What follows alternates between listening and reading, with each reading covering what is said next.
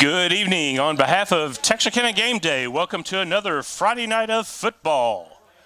I am Jay Davis and will be providing some color to Quinn Stanfield's play-by-play, who will join me just before kickoff. Tonight's matchup is between the Gilmer Buckeyes and the Pleasant Grove Hawks. Gilmer is perfect on the season at 4-0 and is ranked number 2 in Class 4A Division II. Pleasant Grove comes in with a 4-1 record and is ranked number 3 in Class 4A Division II. So we have a battle of number 2 and number 3 in the state, but none of that matters tonight. Tonight's winner of this contest most likely will end up being the district champion. It feels like the playoffs already. Who's ready for some football? We are expecting a sold-out home crowd here at Hawk Stadium. Buckeyes traveled about 80 miles for tonight's game, and their fan base has traveled well. Today's weather's been clear skies with a high reaching 86, and it's going to drop to about 80 degrees here at kickoff with just a few clouds in the sky, but no chance of rain, and the temperature could get into the low 70s by the end of tonight's game. Gilmer leads this series 11-6, winning the last 3 meetings. Pleasant Grove is coming into this game as the consensus favorite by Dave Campbell's Texas Football Magazine, but by only 1 point. The only common opponent that they have faced this year is against Paris, and Gilmer won that game 50-7, and Pleasant Grove won their match against Paris 30-14. Both of these teams are coming off bye weeks, with Gilmer actually having 2 in a row. So this is going to be the first game in 21 days for the Buckeyes. That is a long time in between games. Pleasant Grove Hawks have already entered into the stadium through their blow-up hawk, and they are trying to get the crowd going, specifically the student section. And I do see the Gilmer players making their way onto the field. As always, tonight's game is a game of questions, and who is going to have the answers? Will Gilmer continue to average forcing more than 2 turnovers per game? Will they be able to contain this Pleasant Grove offense? Gilmer has held their opponents to only 250 yards of total offense per game this year, but Pleasant Grove is averaging almost 330 yards just on the ground.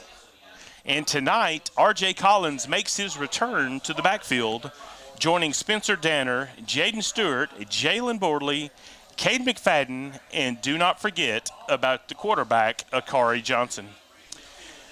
One question that I do have, is this going to be the first game that Jalen Bordley posts more than 100 yards on the ground? This PG defense is going to be led by Corbin Franklin with team-leading tackles of 40, Victor Shaw and Akari Johnson with 39 tackles. And for those of you that did not hear that, or for those of you that are in the back, let me say that a little louder. The quarterback is 1 tackle behind the team leader in tackles. Ladies and gentlemen, a special recognition this evening. We are pleased to welcome you all to Pleasant This game comes down to pressure and containment, and I do not think that Caden Tennyson has seen the likes of Victor Shaw and Jamon Wheeler from the edge. And another defensive disruptor to watch tonight is going to be Lance Jackson. Pressure from these 3 may allow the PG defense secondary to contain the likes of Rohan Fluellen and Tarek Tate. And another question is, will this linebacker core of Pleasant Grove be able to limit the explosive runs by Will Henderson and Ashton Haynes? History is on the side of Gilmer anytime that they score more than 30 points a game. So for me, the keys to this game and the answers that PG has to come up with, who's going to win the turnover battle tonight? Where's PG's ground game going to come into play? And can this defense limit Gilmer to just 30 points? We do have the captains entering the field and going to the center for the coin toss. Now, if you would direct your attention to the center of the field for the coin toss. Following the coin toss, we will do the national. So we're going to have Corbin Franklin, Victor Shaw, Matthew Thomas, and Evan Dameron as captains for your Hawks. We got Elazar Posada, Stepping in for Gilmer. And as I can see some of the other numbers, I will share who they are. Looks like Cade Bowman, number 4. Seth Jordan, number 5. And Tay Webb, number 33. Now, ladies and gentlemen, if you would you rise to your feet? So we've got about 3 minutes left until kickoff. Then we will have football.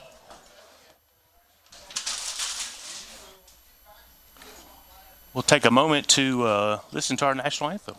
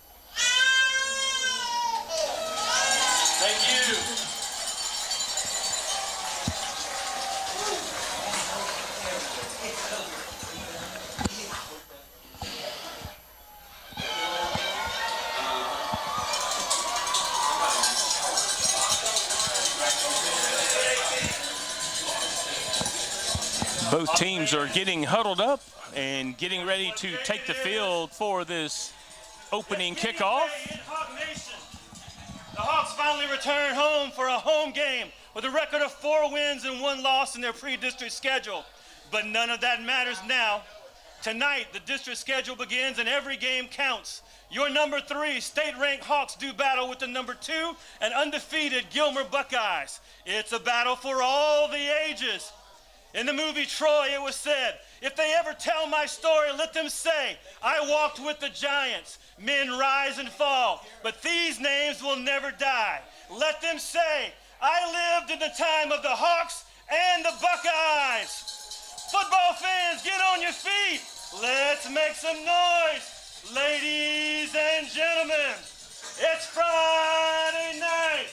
You're in Hawk Stadium. Let's play some football!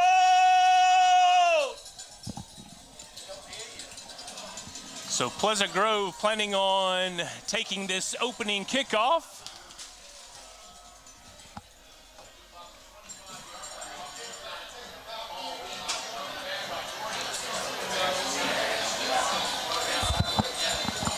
Pleasant Grove only being able to advance it to about the 27-yard line. And I am definitely thrilled to be adding on to tonight's feed, Mr. Quinn Stanfield. Good evening. Hey, Jay, I'm glad to be here with you and playing catch-up a little bit. I know that was a little longer pregame stuff than what you typically do by yourself, so, man, I appreciate you a lot. Well, I'm just excited to be here. Definitely playoff atmosphere, big game, knowing that the outcome probably is going to be who wins district. Yeah, this is the game for sure everybody has been waiting on. Kari Johnson takes the snap, tries to work his way up the left side. Nothing really there for him. Looks like Eliza Castillo was there to make that stop. Kari Johnson up the left side, no gain. Hey, somebody come, who's our guy in here? Somebody get Matt Fry. We've lost everything down here. He's right here. We lost everything.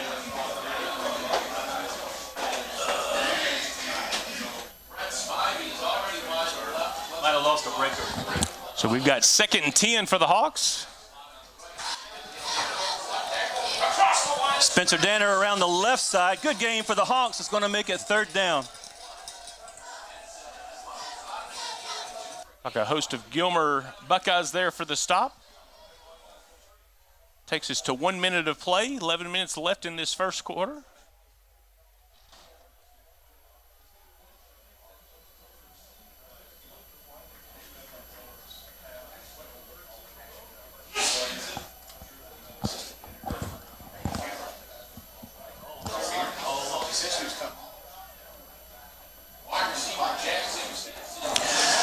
Third down and 5 for the Hawks.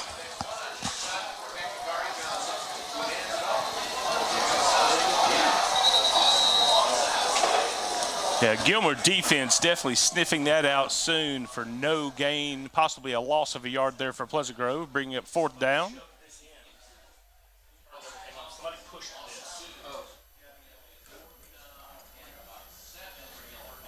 Hawk fans, if you can hear me, give a thumbs up. Man, you gotta let them amps turn on.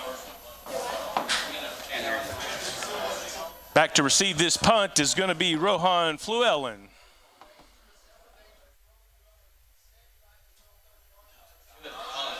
Good punt by Cade Martin there. Takes a Gilmer bounce though.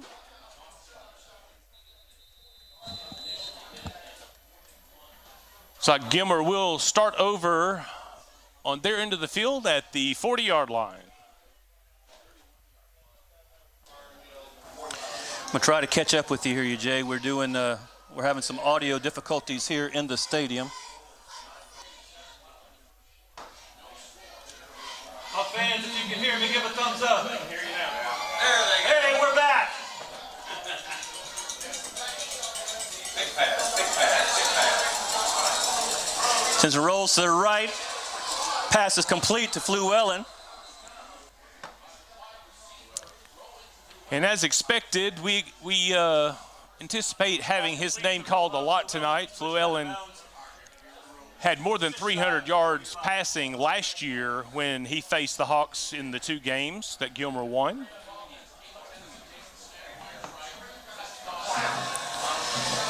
It's a handoff for the Buckeyes up the right side. He's pushed out of bounds shy of the 40-yard line. Yeah, Kari Johnson there for the stop to push him out of bounds, keep him just short of a first down.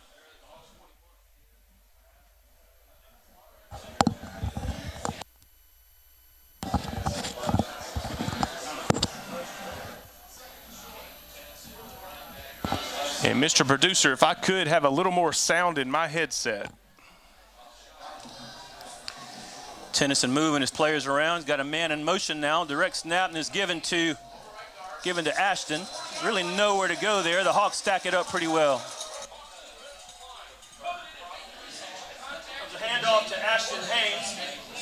And then at the line of scrimmage, brought down at the 40-yard line. It's going to make it 3rd and short for the Buckeyes. Big down for the Hawks.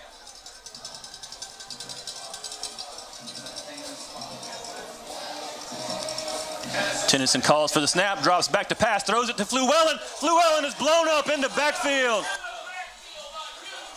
Yeah, what a great play. Torian Phillips fighting through to make that tackle for a loss. This is that no man's land kind of area. Let's take a look at this replay here.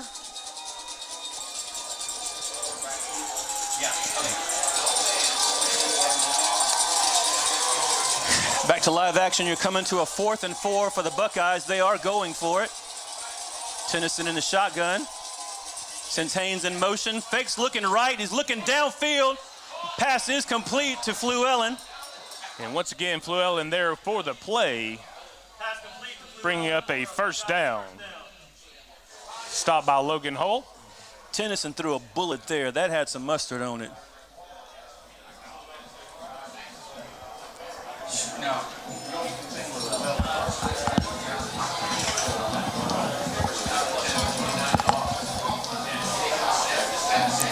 Handoff to Haynes. Met at the line of scrimmage, but powers forward to get a good gain for the Buckeyes. Yeah, it looks like Lance Jackson was there for the stop for a 5-yard gain there.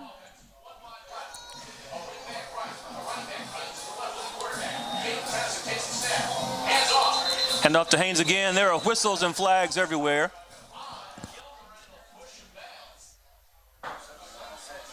Looks like the far side, we have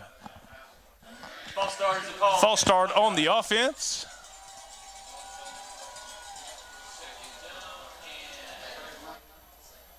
Going to bring up a 2nd and 11.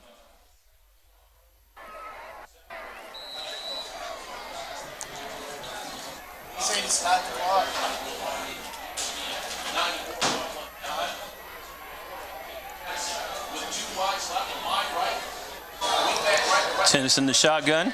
Haynes on his right. Man goes in motion. Tennyson looking downfield, going deep downfield. Throws it in the wrong spot. It's picked off by the Hawks. Kari Johnson there for the stop. And there's a flag on the play. Looks like the Gilmer Buckeye wide receiver just ran the wrong route, or Caden Tennyson threw it to the wrong area.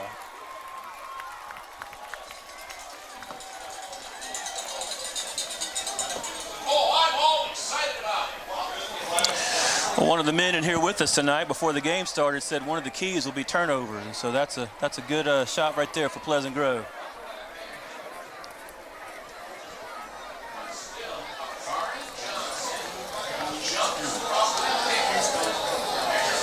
So after the interception was when the penalty occurred. So the ball will go to the 24-yard line, and Pleasant Grove will have it on offense with 7:21 left in the first quarter. The penalty occurred after the interception, so the Hawks retained possession, but the ball is pushed back to the 24-yard line, first down.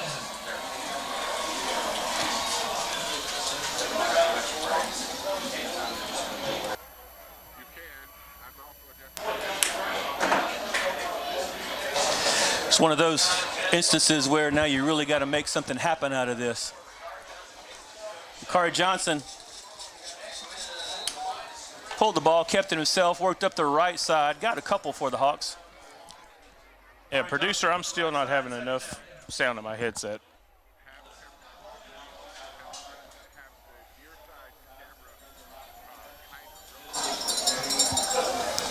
Gain of about 2. Ball is at the 26, second down.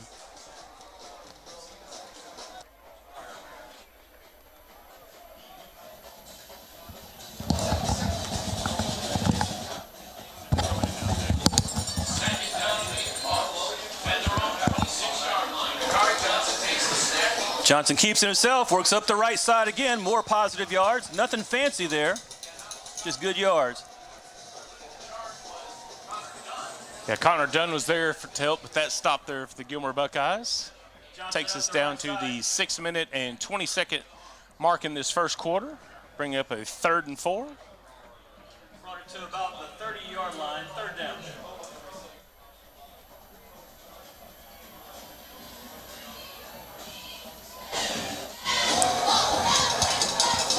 Hawks really need to convert here. Want to keep the drive alive, opportunity to score, but want to burn as much clock as they can as well.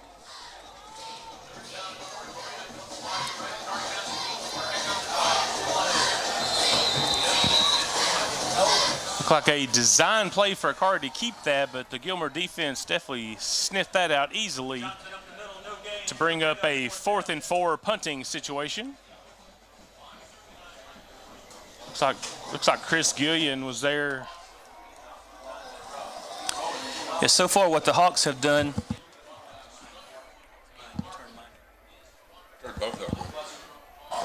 So far what the Hawks have done has been snuffed out pretty good by the Buckeyes. Hawks are going to have to come up with a little something different. You're not there at all. Hawks punt is downed at about the 26-yard line where the Buckeyes will begin their second possession of the game. 5 minutes, 11 seconds left in the first quarter. Punt is down to the 26-yard line. First down, Buckeyes. You've actually been there. It's if you haven't been hearing yourself. All right, Quinn, I think I can actually hear you now. 7 minutes into the game. I did notice when I was talking to you, you were looking at me kind of funny. So Hand off to Haynes up the middle. Gain of about 3 or 4 to make second down with 5 minutes left. Yeah, Jamin Wheeler there with the ankle tackle, keeping him to a short gain. So much easier whenever I can hear myself and hear you talk. Bringing up a 2nd and 7 for Gilmer.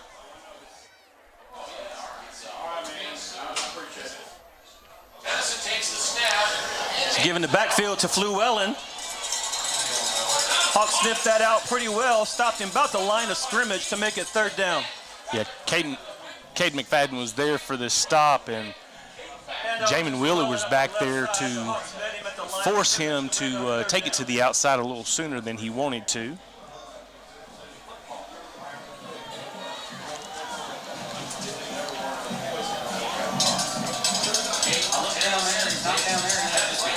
Tennyson looking downfield. He is sniffed out in the back. He is brought down for a sack, but there is a flag on the play. Tennyson is sacked, but there is a flag on the play. Yeah, pressure there by Victor Shaw.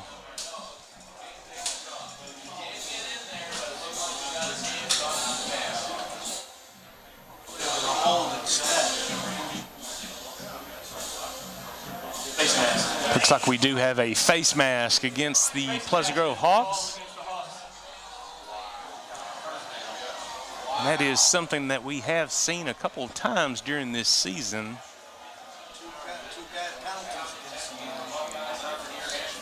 So it gives the Buckeyes an automatic 1st down at the 44-yard line with 4 minutes remaining in this 1st quarter.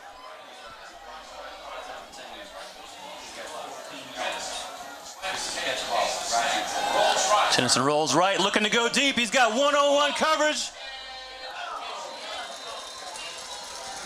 Yeah, Kari did a good job in staying on top of number 7 there, not allowing him to have a look at the ball. And looks like Tariq did sort of maybe possibly pulled a hamstring. But Tariq Tate had a good game for Gilmer last week. So he would definitely be missed should he not be able to return. Bringing up a 2nd and 10 for Gilmer. Resetting the formation.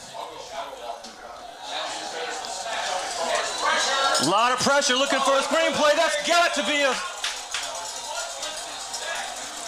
They're not throwing any flags for any intentional grounding, but still excited. There is a Hawk down on the play. Jamin Wheeler there. Part of the Hawks there to make that sack.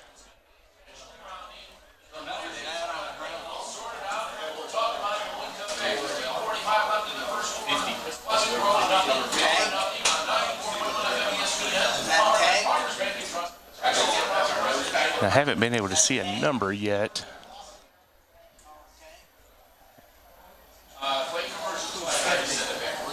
Yeah, I'm thinking that it may be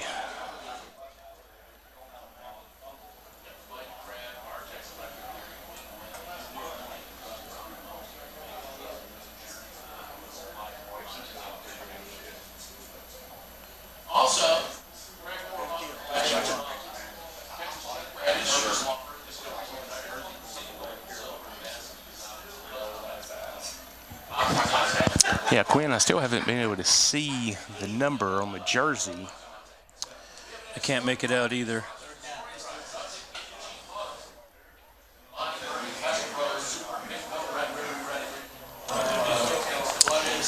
Yeah, well, since we do have a player down, let's go ahead and take a quick commercial break.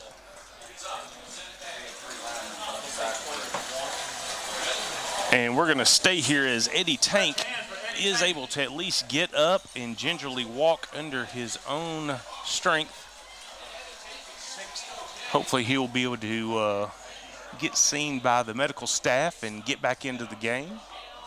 He's definitely been a force there at the middle of this line for the defense. So we come back to live action. We're 3:45 left in the 1st quarter. It is 3rd and 22 for the Buckeyes. They're certainly capable of getting that. Hawks need to make a stand right here. Tennyson's looking downfield, a dump pass. There you go. Met back at the line of scrimmage for no gain. It's going to bring up 4th down. Yeah, the fastest player on the team there able to make that stop, Corbin Franklin.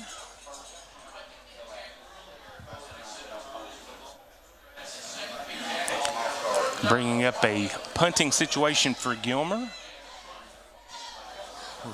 where Pleasant Grove has Akari Johnson back to receive this punt. In this situation, this is kind of advantage Pleasant Grove if Akari can get a chance to make a return. Rugby style kick didn't give him any chance at all.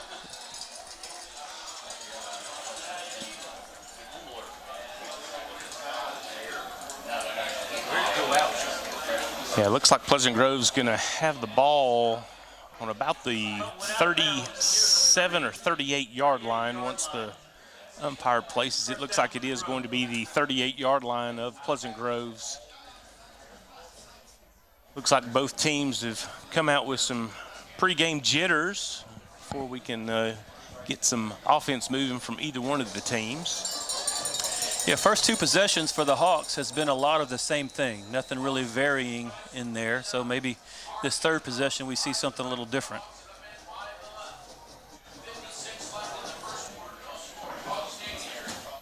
Yeah, one thing to point out is down here at the bottom of the screen, we've got R.J. Collins.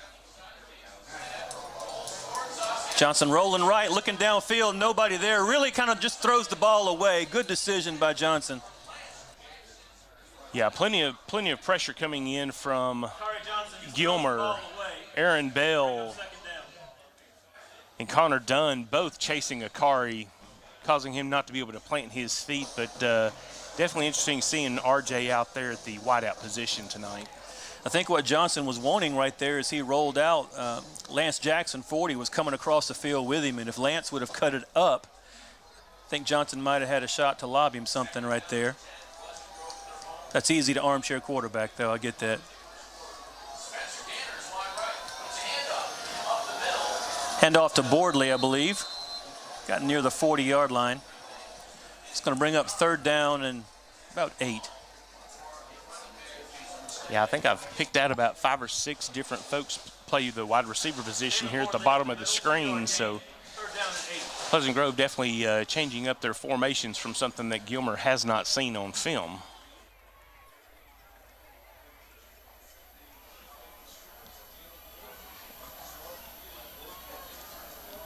Once this play goes off, we'll be close to 2 minutes left in this first quarter. Still tied up 0-0. We're going to have a timeout, Pleasant Grove. Take a Texas A&M Texarkana timeout and take a quick commercial break.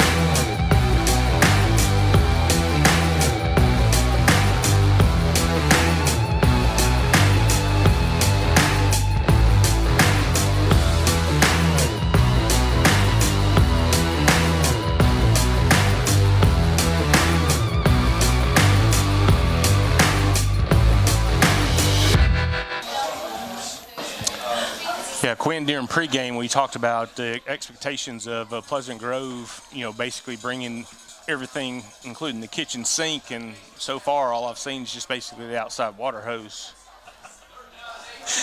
Yeah, I agree with you. Johnson rolling right, looking downfield again. Really nobody there. Throws a little dump to Boardley. Oh, couldn't hang on to it. Almost able to come down with that. Ball floated just a little much, but Boardley definitely went up and got that at the high point, but was not able to keep that in his grasp for a first down. So that's going to bring up another punting situation for Pleasant Grove. That was a good effort by both of them, by Johnson rolling right, trying to extend the play and give his guy a chance to find an opening, and by Bordley going up, like you said, and high pointing. And I still think if they could do that and he could break it upfield, give him a little place to throw, that'll work. Yeah, Gilmer's done a good job in pressuring each of those rollouts, forcing Johnson not necessarily to be able to throw it exactly the way he wants to. Big booming punt by Cade Martin. It's fielded by Fluellen. He's dropped at about the 24-yard line. Yeah, Xavier Johnson was there for the coverage and was able to tackle him and bring him down. He's brought down about the 23, 24-yard line. First down with 1:54 left in the first quarter. I need you to make a reminder to make a run with a showstopper. Right now or later? It looks like we're going to have Gilmer with the ball on the 22-yard line, 1st and 10, with 1:54 remaining in this first quarter. Tennyson throws it right, trying to put him in a one-on-one situation, but the Hawks have it covered and make a great play on the outside. Yeah, that is Tarek Tate back in the game for a short gain from about 4 yards. Brought down after a 4-yard gain, correction, 3-yard gain, 2nd and 7.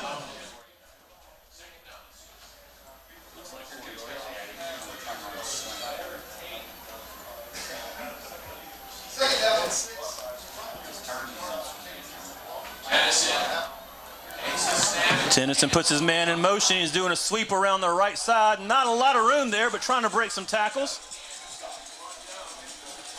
Yeah, Xavier Johnson was one of the Hawks there to help make that stop. On the left side, just shy of a first down. It's going to bring up 3rd down for the Buckeyes. We're going to have a short yardage here for 3rd down for the Gilmer Buckeyes.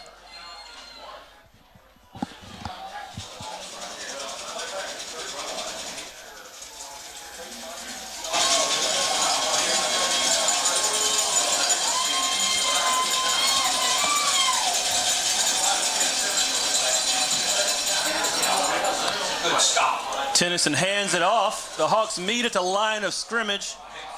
There is a flag on the play. Yeah, possibly could be another face mask on Pleasant Grove. To run up the middle, the Hawks defend it well, but there is a flag on the play. Yeah, personal foul. Face mask is the call, so that is going to bring up an automatic 1st down for Gilmer. And that is going to take them just shy of the 50-yard line and place it at about the 48, where it is 1st and 10 with 34 seconds remaining in this first quarter. You know, so far, play for play, the two teams have matched up pretty well in this. What's hurt the Grove is the penalties they've gotten. Fluellen goes in motion. It's going to be a halfback pass. He's got an open man. Hawks are all over it. There's going to be a flag for sure.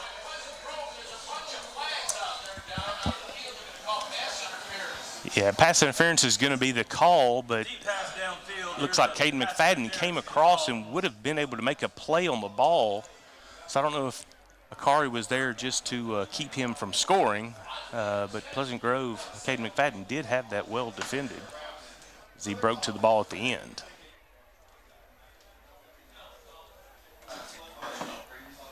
So that's going to bring up another automatic 1st down for Gilmer.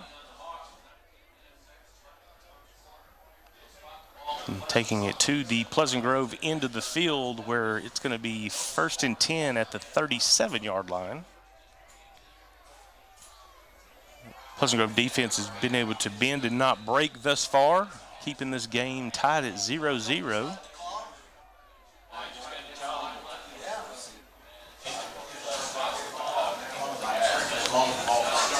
Tennyson brings the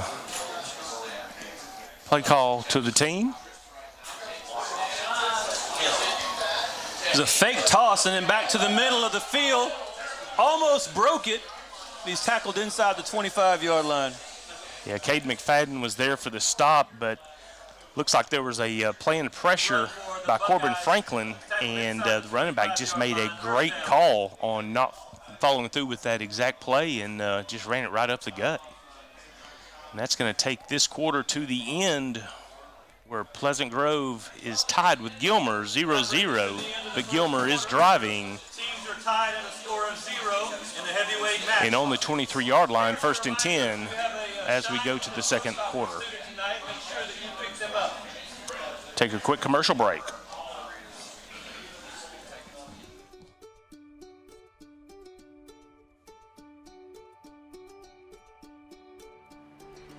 Life is busy, and we get it. The State Bank mobile app was designed to make banking more convenient for you. Check account activity, make transfers, pay bills, and manage your debit card in a snap. You can deposit checks from the convenience of your home or wherever life lands you. The State Bank app lets you organize your accounts, manage alerts, and easily email our customer service experts. Now that you have State Bank at your fingertips, you can spend more time doing what's important to you. Your family, your bank, State Bank. $5 for a ticket or 5 tickets for $20. Well, we are back beginning the second quarter. Ball game still tied with no scores, but Gilmer does have it on the 22-yard line, 1st and 10.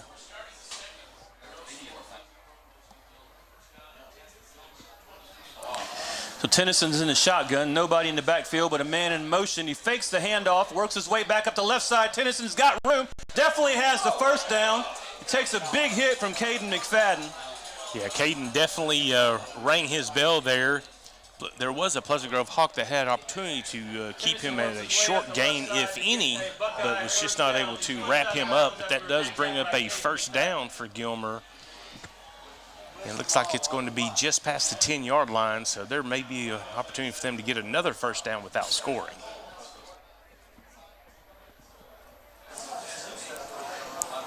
Tennyson moved his running back from the right side over to the left side, calling for the snap, gives it to him up the middle, and he's powering forward. Well, they're not saying touchdown. I think they're calling him down about the 1-yard line. Yeah, a very, very good rush by Gilmer there, Ashton Haynes. Second goal.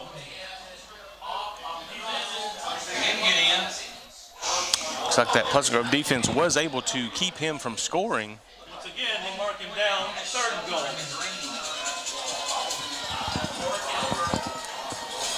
And so it looks like that was inside the 10-yard line, so this does.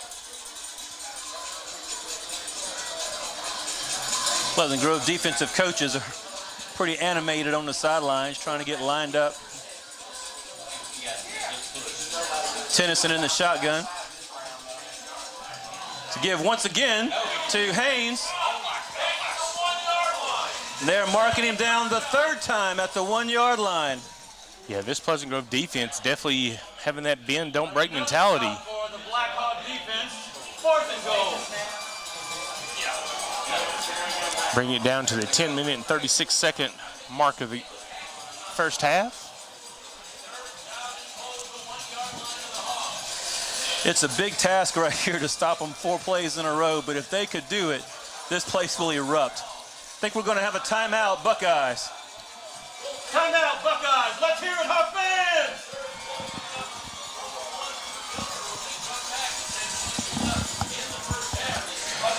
Yeah, Quinn, I'm wondering, over on the far side of the field, they have it marked as 3rd down. And originally it looked like it was like 1st and 10 at the 11-yard line. So I'm just wondering if it's truly 3rd down and not 4th down. You're right. I see our scoreboard says 4th down. I see the down marker says 3rd. So I guess officially we have to go with what the down marker is. So I think it's actually going to be 3rd down. So this is going to be a big play call by Gilmer. A fans of correction, it is 3rd down, not 4th down. You know, so far tonight, Ashton Haynes has been their bulk runner.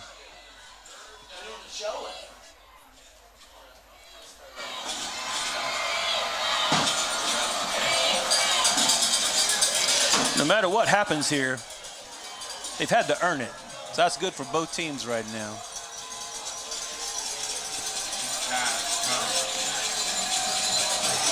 Tennyson calls for the snap. He gives it on the edge, and he's got the room to get in. That's a Buckeye score.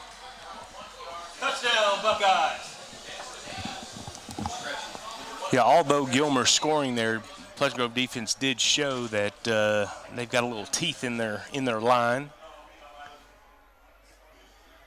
And Gilmer always has a couple of trick plays with their extra points. Yeah, the thing for the Hawk defense right now is you don't want them to get their heads down. And that's just one score and a lot of football left. And they made the Buckeyes earn it. That was hard work.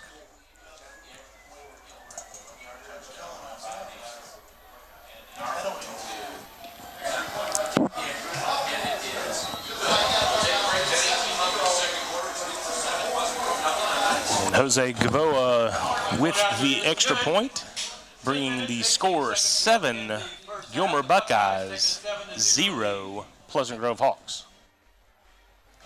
Take a 30-second commercial. Whether you're looking for a new garage door or just need repairs, Overhead Door stands for excellence. With a complete line of garage doors and openers, plus expert service you can trust. Beautifully designed, beautifully crafted, trusted for more than 90 years. Always look for the Overhead Door logo to be sure you're getting the genuine, the original Overhead Door.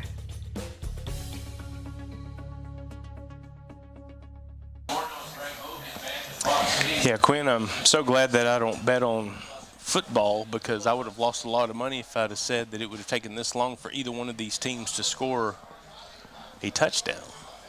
Yeah, I'm with you completely on that. I thought this would be an air raid game by the Buckeyes. They've thrown the ball some. The Hawks have just responded real well. Yeah, coming into this game, they were throwing the ball right at a third of the plays.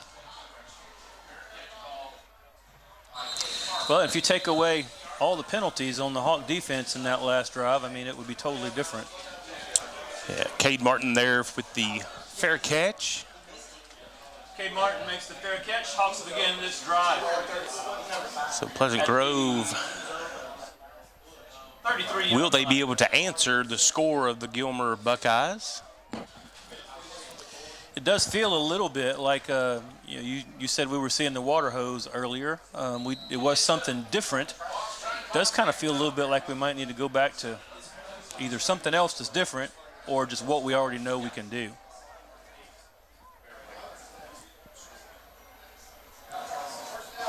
Johnson gives it to Danner. Danner's met at the line of scrimmage. Buckeyes have that taken care of.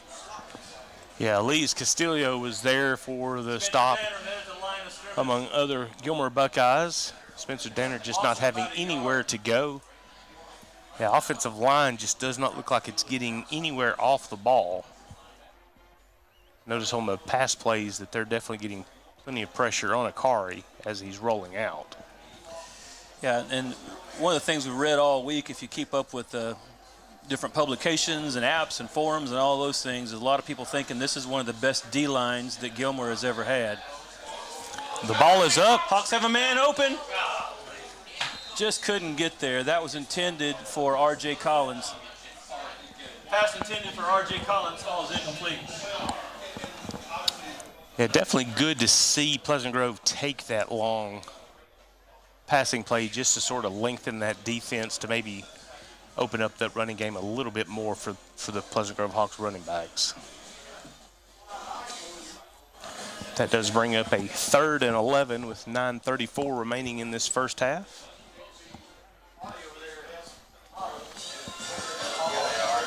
Yeah, Hawks have to figure something out on the offensive side for sure. Screen pass to Boardley, and he is dropped as soon as he catches the ball. Back at the original line of scrimmage. Good defensive play. Yeah, Romero Arona was there, came off of his block. He actually has 40 tackles for the Gilmer Buckeyes going into tonight, bringing up a 4th and 9. The punt team on for Pleasant Grove. Rowan Fluellen back to take this punt. Just under the 9-minute mark remaining in this half. Another good punt. Really good punt. Oh, that's a dangerous play by the Buckeyes right there.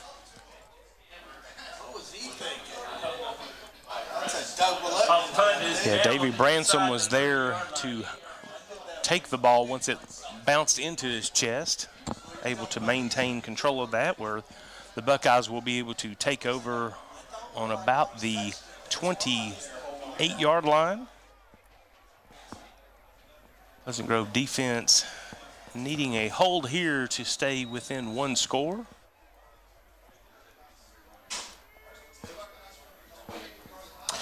Well, what the Pleasant Grove defense certainly didn't want to do is get back on the field this quickly after that last long possession. Tennyson throws a little flare out to the left. I believe that was Fluellen. That was his number one target, Fluellen, and that is something that we saw a lot of last year. Little bubble screens and that pass out into the flat.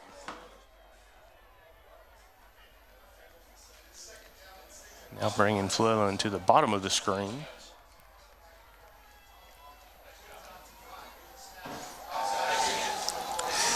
Looking for a pass to the outside, trying to get Fluellen once again. Overthrows him just a little bit. So that'll bring up 3rd down and 6 with 8:17 left in the first half. Yeah, Caden wasn't even looking at any other receiver on that play. And so he definitely has his eyes locked in on Fluellen, and if we could just tighten up the defense on him, that could create some sack opportunities for the defense. Looks like the Hawks are, well, it looks for a second like they were going to double up Fluellen that time. He switched off, met in the backfield, big sack for the Pleasant Grove defense. Big sack for the Hawks defense. Yeah, Jamin Wheeler, first one to make contact there. Looks like Caleb Hackelman was in on that as well. Wheeler's been a great story this year. You know, coming into the first game of the season, he wasn't listed to be a starter. And then Lance Jackson got hurt, and Wheeler got his opportunity, and I think he's been a pleasant surprise. Yeah, no, he's definitely been a good addition to the opposite of Victor Shaw and just be able to provide that pressure. Bringing up a 4th and long punting situation. If this is like last time, they will rugby punt, trying to buy some time for the Gunners to get downfield.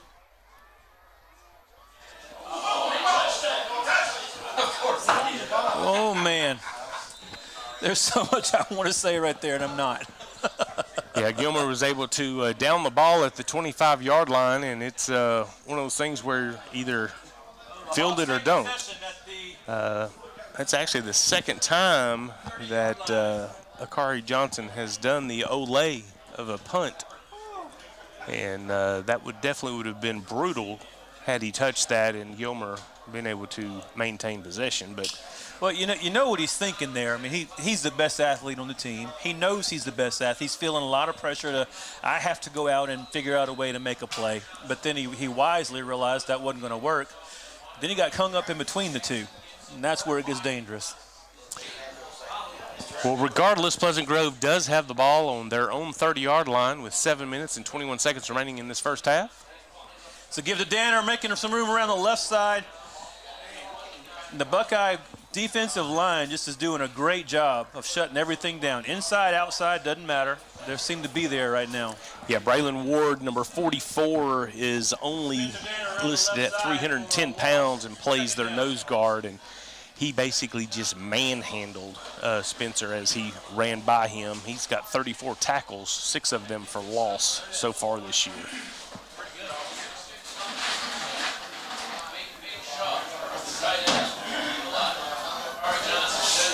Victor Shaw in motion. Johnson under center, looking downfield. Got Torian Phillips.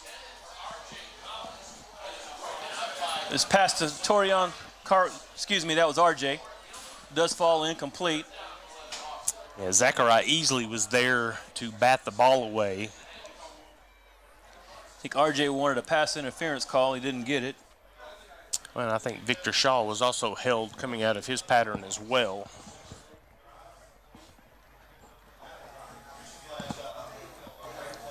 An incomplete pass takes it to 6 minutes and 37 seconds remaining in this half.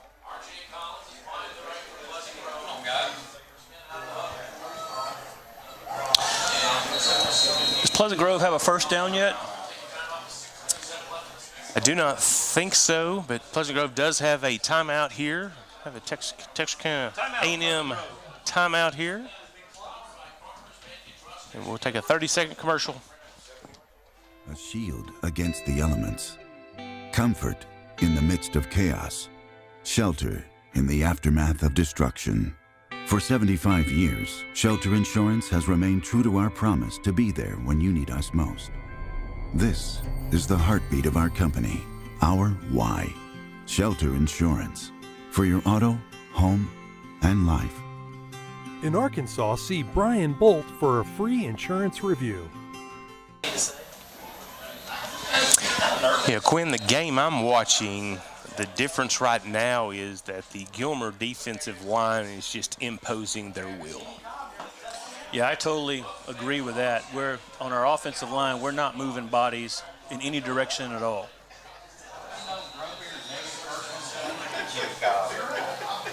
You know, we've had a couple of design screens that just haven't worked.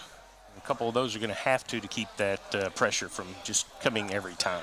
Johnson's looking to pass. His pass falls incomplete. Don't think it would have been catchable anyway. They're trying to get R.J. Collins involved in the game, but not able to get the ball to him very well. Yeah, Tyson Wilson did a great job covering R.J. Pass there. intended for R.J. Collins falls incomplete.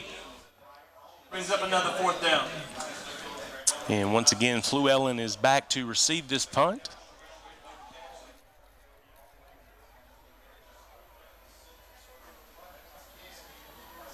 Another booming punt. These punts keep bouncing backwards for us. He flipped the field pretty good right there. Buckeyes will have it at the 31-yard line with 6:23 left in the first half. Yeah, Ty Boozer was there to down the ball. And you've got to hope that some offensive success comes soon, just so that you don't have just that turmoil just within the offense itself, just not being able to move the ball. I wonder if you're the Buckeyes right now, and you know the Hawks defense has been on the field this much, and some of those guys are going both ways. On this last possession of the first half, do you just grind it? The jet sweep around the left side. Henderson is brought down just past the 35, short of the 40. Yeah, that's one of the first times that he's really touched the ball tonight. Gain of 5 or 6 there. Henderson past the 35, second down. Handoff again. He's past the first down marker. Past the 40, just shy of the 45. It's going to bring up a first down for the Buckeyes. 5:55 left in the first half. Jalen Boardley and Cade Martin there, part of the Hawks stopping that.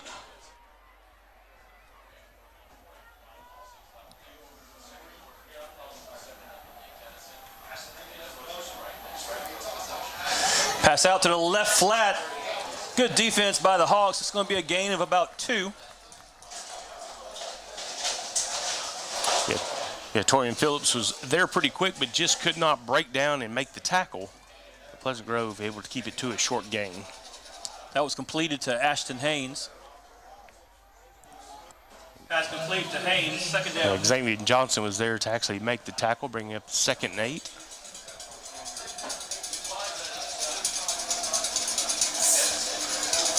Tennyson barks out the signals, trying to get the Hawks to jump. Hands it off in the backfield. He got away. A couple of different Hawks got their hands on him in the backfield. He's able to spin out of a tackle. Might have gained a yard on the play. Yeah, Buck Anderson was there just applying pressure down the center. About a yard, 3rd down and 7. Actually, that was Holt. Buck Anderson came on the other side of the center. Brings up a 3rd and 7.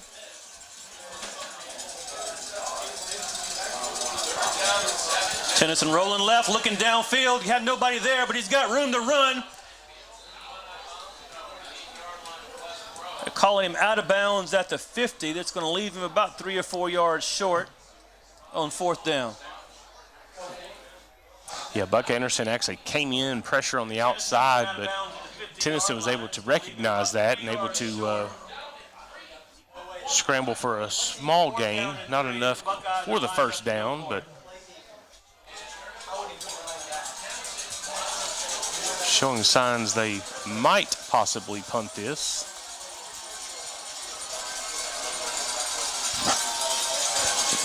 .420 left in this quarter.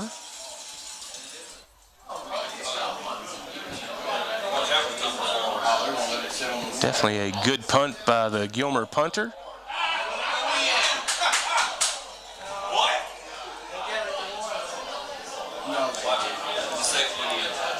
Officials are conferring. And it's going to come back out. It will come out. Officials conferred to say that it did go into the end zone and will come back out.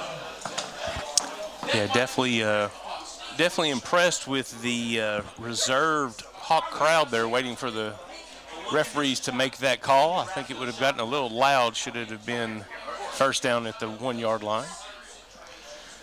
But that does bring us to the 4-minute and 17-second mark of this first half, and Gilmer has had the answer for Pleasant Grove tonight, keeping Pleasant Grove off the board so far. $5 for a ticket, or 5 tickets for $20. Last call before halftime. Spencer Danner having a small conversation there with Akari just before this play.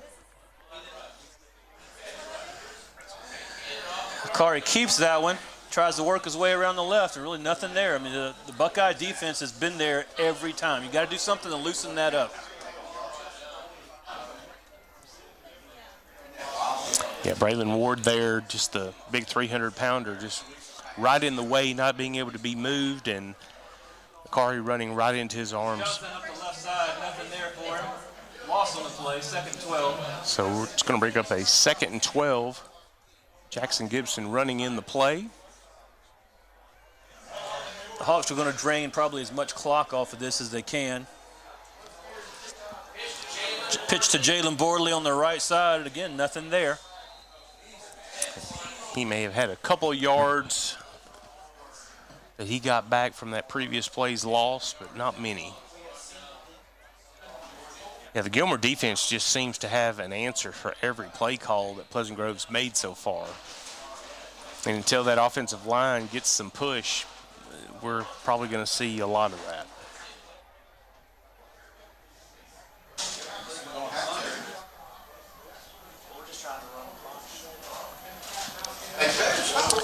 So we've got 3rd and 12 and now under 3 minutes and counting remaining. It's half. I think the last 3 possessions or more for the Hawks, the 3rd down has been at least 3rd and 10.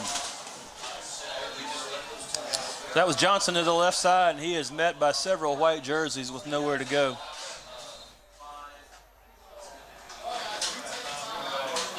It looks like we're going to have a timeout taken by the Gilmer Buckeyes. 2:37 remaining in this first half. And we're going to take a quick 30-second commercial. I'm Dr. Matt Young from Texarkana Emergency Center and Hospital. We have expanded to increase our outstanding services for our community. We are open 24 hours a day, 7 days a week, 365 days a year. We are a full-service emergency department and are now offering inpatient services and outpatient imaging. Texarkana Emergency Center and Hospital, real ER without the wait, where your hometown physician owners are always here for you. Cade Martin's about a yard from being into the end zone, waiting to receive this punt.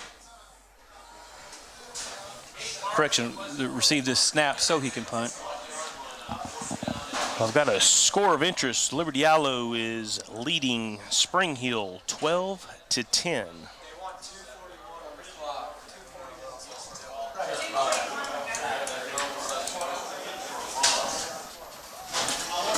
That's going to make a big difference. Officials asked to have the clock reset to 2:41. Oh, man.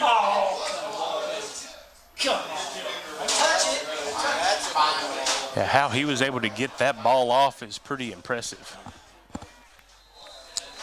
So So Martin's punt goes all the way down to the 36-yard line, where the Buckeyes will begin this possession with 2 minutes and 27 seconds left in the first half.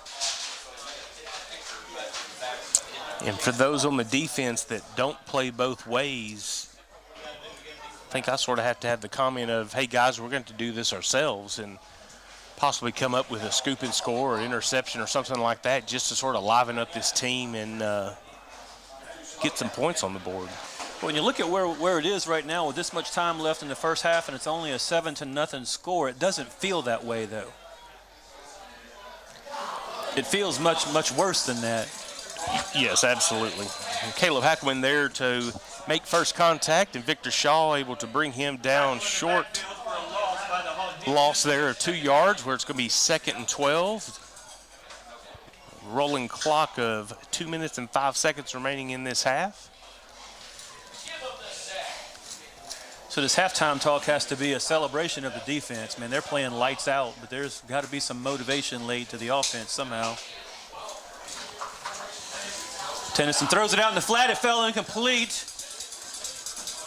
It was a forward pass, not a lateral. And the fortunate thing there, that does stop the clock for Pleasant Grove at 1 minute and 49 seconds to bring up a 3rd and 12. Pleasant Grove hoping for a stop here to force another punt and possibly have an opportunity to go down and score before halftime.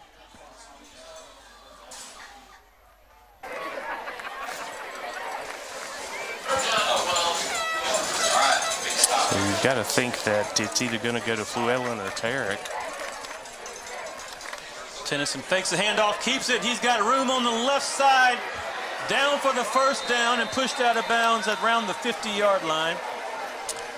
Caden there to pressure him out of bounds, but not before Gilmer does get the first down, stopping the clock with 1 minute and 41 seconds remaining in this first half. First down on the 50-yard line.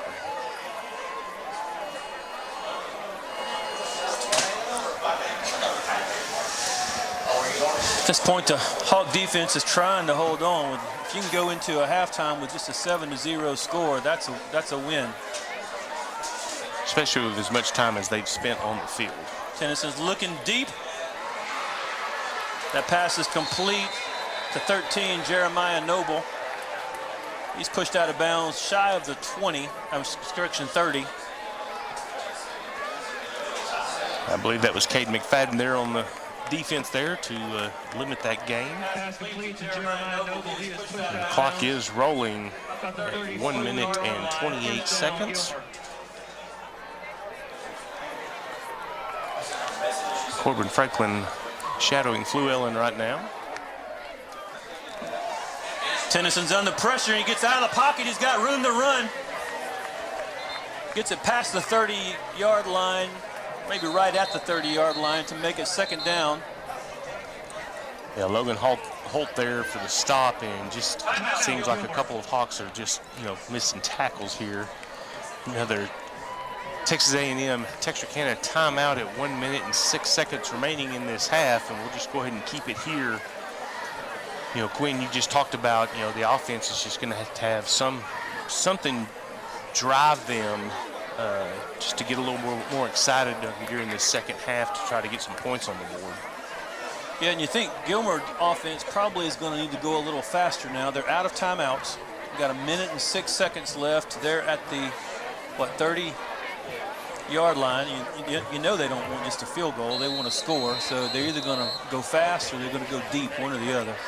Well, it'd be interesting to see, their quarterback is just a sophomore, and so, you start adding pressure to young men like this, and sometimes there can be mistakes made.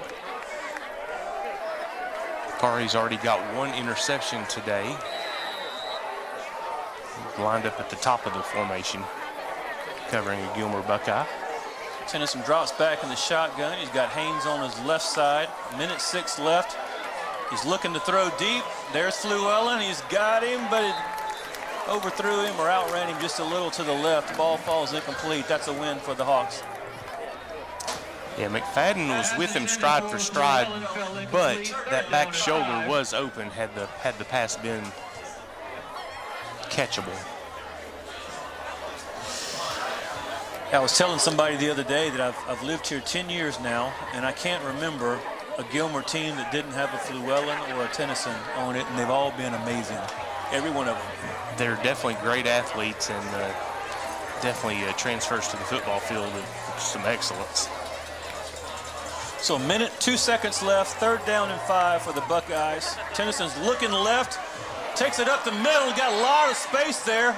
I'm not sure if that was a slide or a fall or what really happened right there, but he went down. They will set the chains and the clock will keep running. So Tennyson spiked it, or as we say sometimes, he clocked it. Yeah, it definitely looked like that was a designed play for him, and they just sort of let the defensive line just break through. Tennyson just found the hole. So we've got 2nd down and 10 with 54 seconds remaining in this half.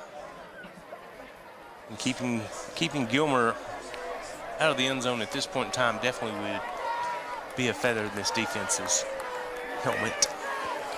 Yeah, with the lack of offense that we've seen from the Hawks right now, it almost feels like, you know, a 14-0 halftime may be insurmountable. A 7-0 halftime feels like you could, and the Hawks picked it.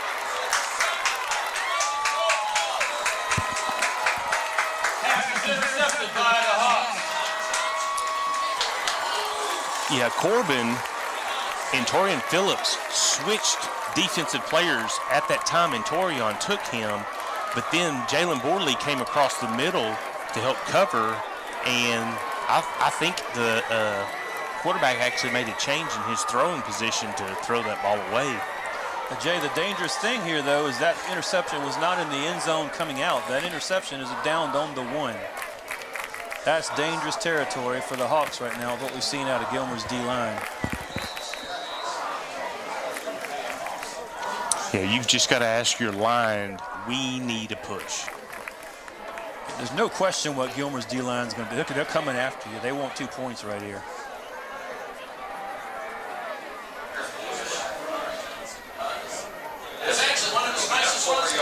I believe that was a quarterback keep or a quarterback sneak, just trying to move the pile forward a little bit. Gilmer doesn't have timeout, so the clock's going to keep running. And do we have to run one more? Yeah, it looks like we're going to have to run at least one more play. It wouldn't surprise me to see the Hawks just take a knee right here. Call it done.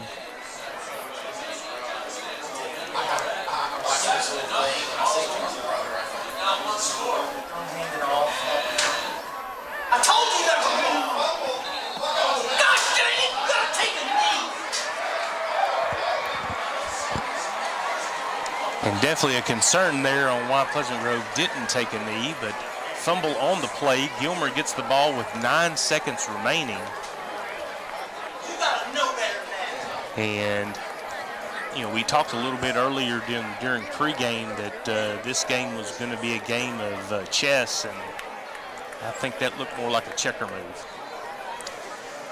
So the Buckeyes probably, if they run it, will get one play, one chance. If they throw it, they might get a couple opportunities here.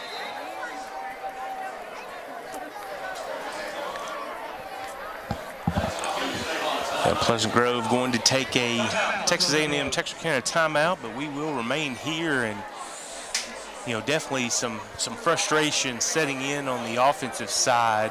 You know, just not being able to move the ball, and then to close out a half with a fumble, giving Gilmer an opportunity to put 7 more points on the board. From a momentum standpoint, just not a good way to end the half. Yeah, and you potentially demoralize your defense, who got you the ball back at the 1 yard line to preserve that 7-0 score difference going into halftime. Now you're telling them they got to do it again.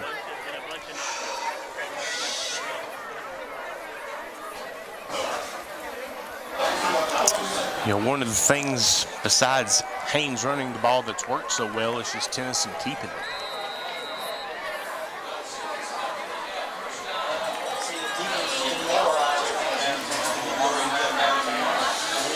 9 seconds left. Llewellyn goes in motion, comes back across the field. Tennyson throws it to him, touchdown. So Gilmer on the board with 5 seconds left in this halftime. Assumption, the extra point being good, possibly going in as a 4-point lead, and they will be getting the ball back. Holding is a call against the Buckeyes. Oh, wow. Did not see that flag. 5 seconds left on the clock. Well, that is huge. I did not see that flag, Quinn, and I'm definitely grateful that it's there as a Hawk fan. Yeah, I didn't see the flag either, but I sure saw the white hat make the signal. So I'm like you, glad to see it. 5 seconds left on the clock. You'd expect them to see probably one throw to the end zone. I'm surprised not seeing the field goal unit come out.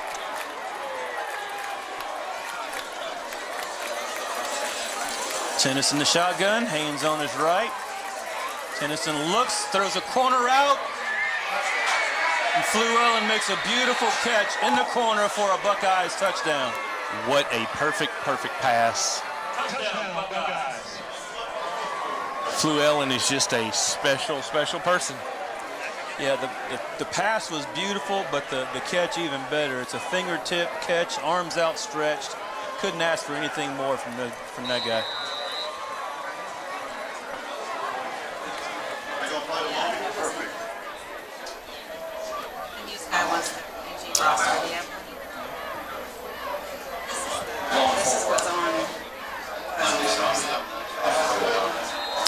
Point after is good, so there is 1.6 seconds left on the game clock, and the Buckeyes take a 14-0 lead into halftime. Yeah, the best word that I can use right now is just hurt. Well, I would go with shocked, just trying to understand what just happened.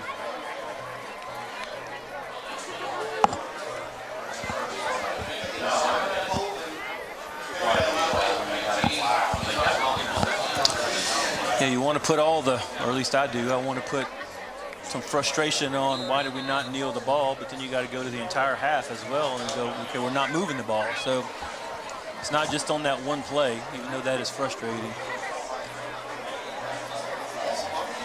Yeah, the offense just has not had an answer to move the ball consistently, and you mentioned earlier, just the third and long is just creating great difficulties for this offense.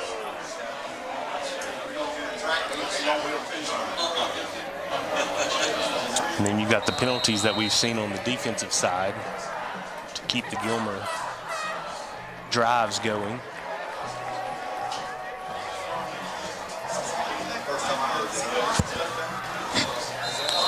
It's a squib kick caught by freshman Walker Wright. So there's 0.7 of a second left. Let's see if the Hawks run one more play or if they kneel it this time. And during halftime, I mean, the defense, I think that they've done relatively well keeping Gilmer to just 14 points. With as many points as they're averaging so far this season, but definitely going to have to be some looking in the mirror on the offensive side. And it's going to have to start with the line. Yeah, if we had not run that last play that resulted in a fumble and then a touchdown, if you're going into halftime with a 7-0 differential, that just feels totally different. You're still in the game. Yeah. The defense can make a play and get 6 for you, and you feel good about it. But where we are right now, we don't seem to be able to move the ball at all. And desperation play comes up incomplete. So you've got Pleasant Grove going into halftime, trailing Gilmer 14-0. Well, we're going to be able to bring the halftime show for Pleasant Grove in Gilmer. At Texarkana College, it is our mission to advance. All right, let's get real. We understand the real world, and we know how to prepare our students.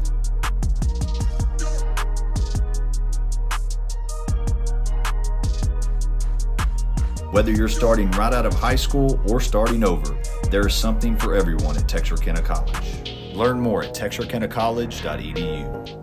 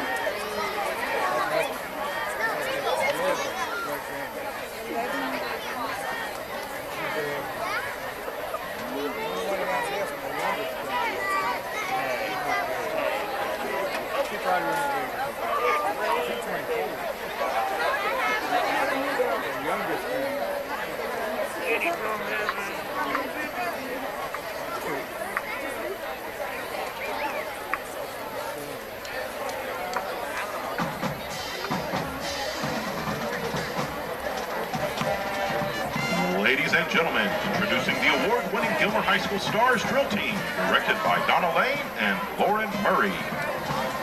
Officers from left to right are Melanie Aguilar, Jr., Cynthia Lara, Jr., Chloe Dixon, Jr., Anna E. Guerrero, Sr., and Layla Thompson, Sr.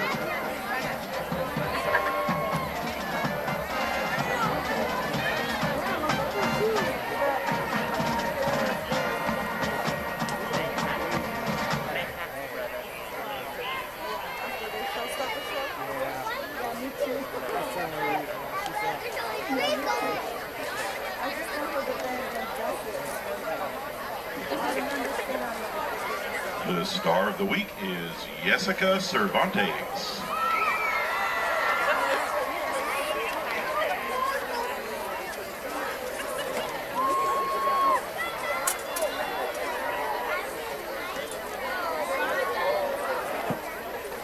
The Stars perform a streamer jazz routine to make you sweat.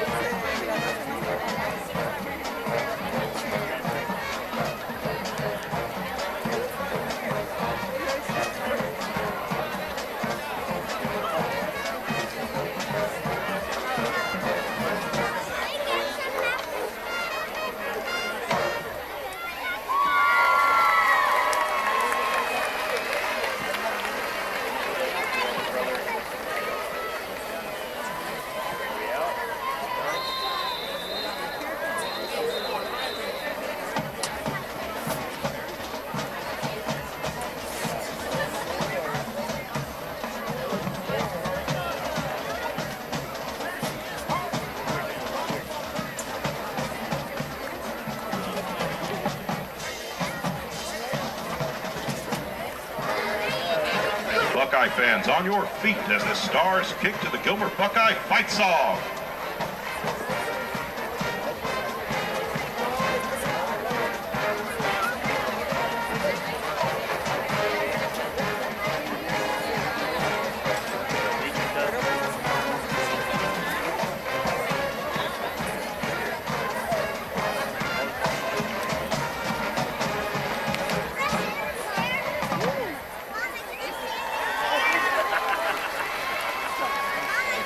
I've had enough.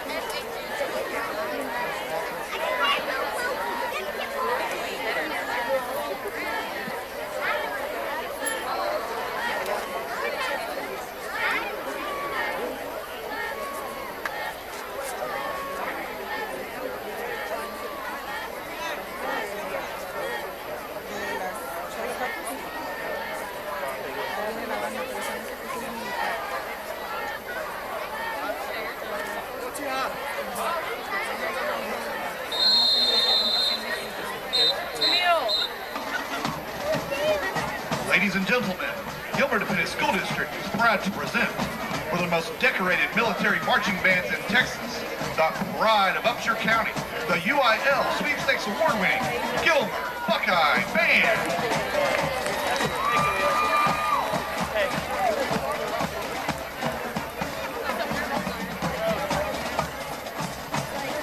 And now we feature the GHS Majorettes as they perform a dazzling routine to September.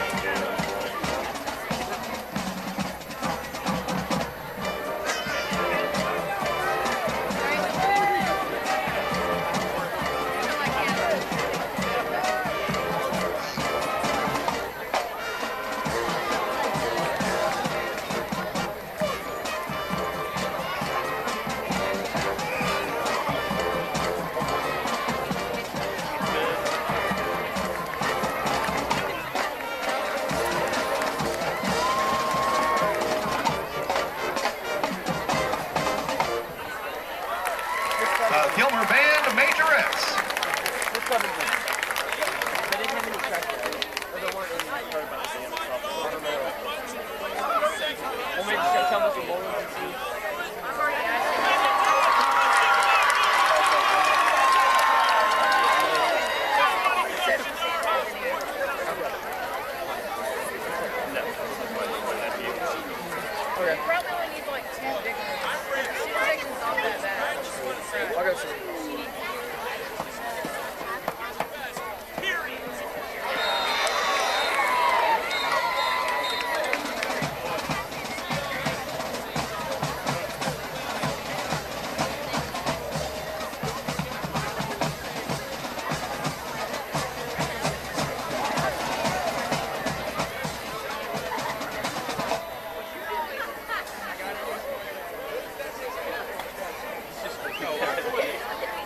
Buckeye Band marches in the traditional American military style, and tonight will present their UIL competition drill.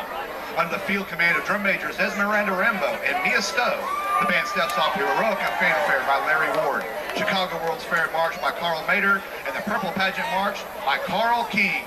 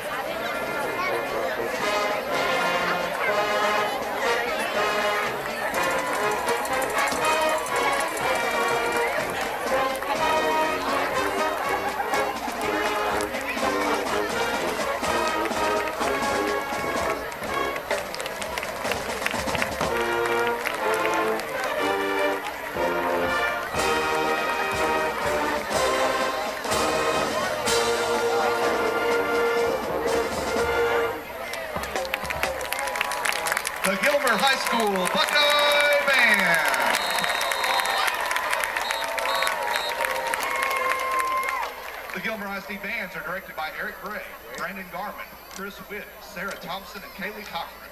Major sponsor is Michelle Faulkner. Thank you for your attention to all of tonight's halftime performances.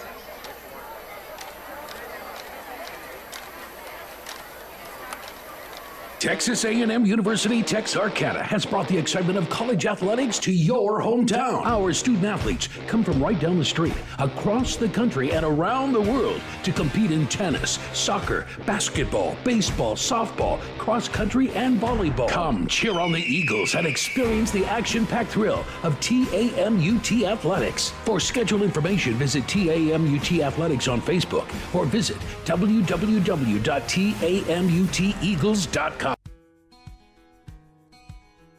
You've spent years working hard to create your financial security.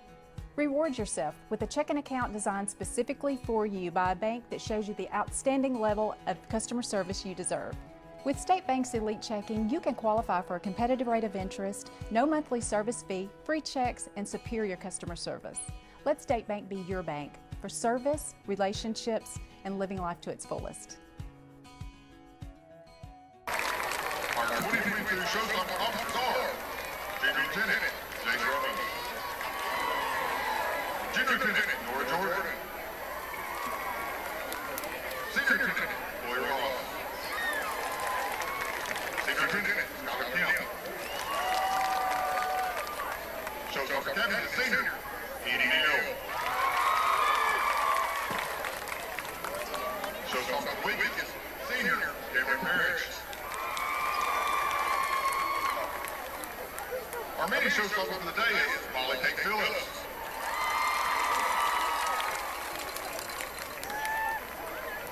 Thanks to all the young ladies who participated in the Shine with the Showstoppers event tonight. We appreciate all of the community support. The Showstoppers are under the direction of Miss Christy Robinson and perform a field stream routine to Kings and Queens.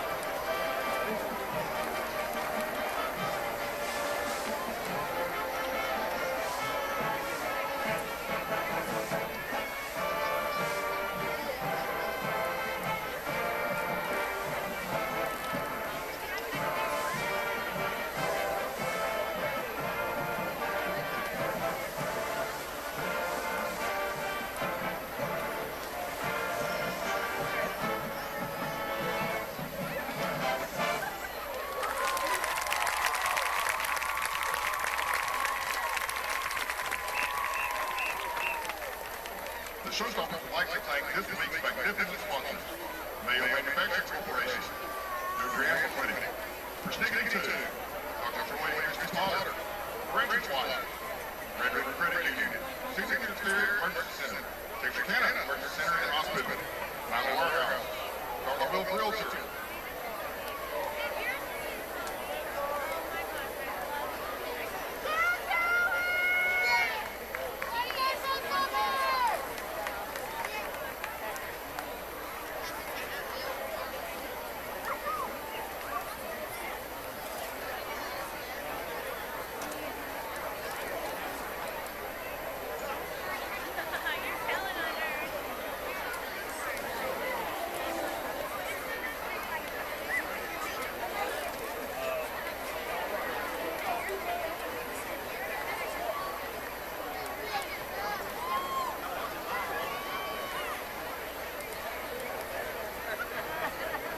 The Pleasant Grove Independent School District proudly presents for the second half of your halftime entertainment, the award-winning Pleasant Grove Pride in Motion Band.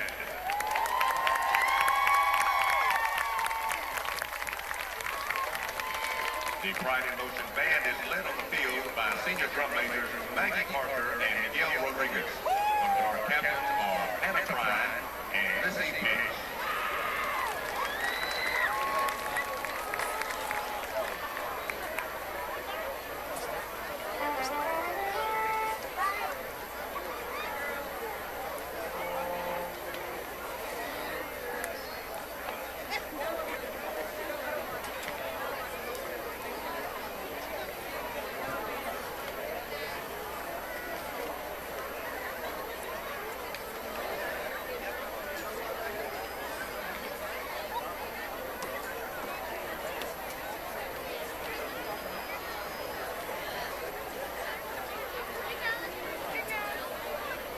Tonight, the band will be performing their 2022 competition show, Lost.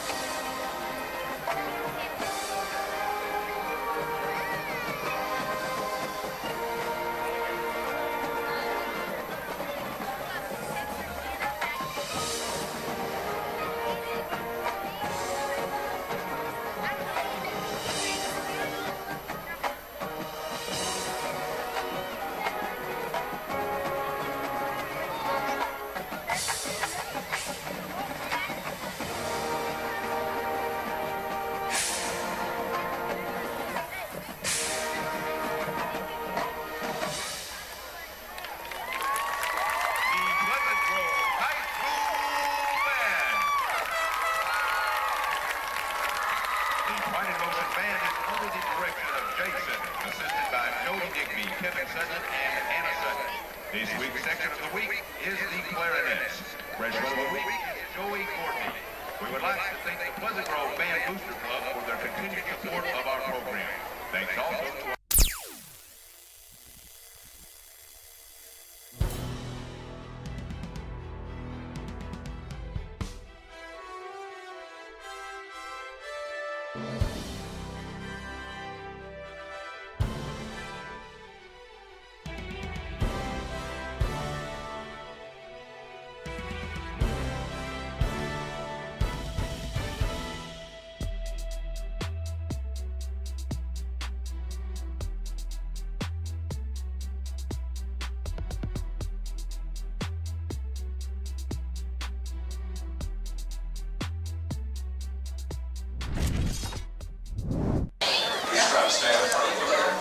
We are back at Hawk Stadium where we are about to begin the second half of the Pleasant Grove versus Gilmer game.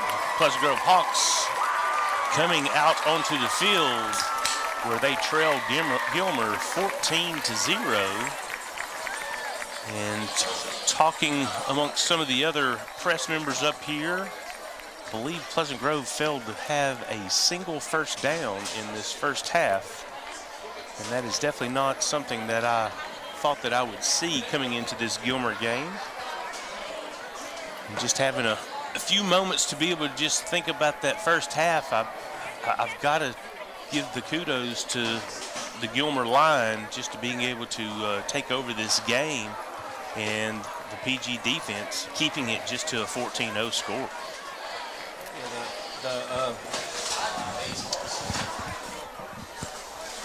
The Gilmer defensive line was certainly impressive.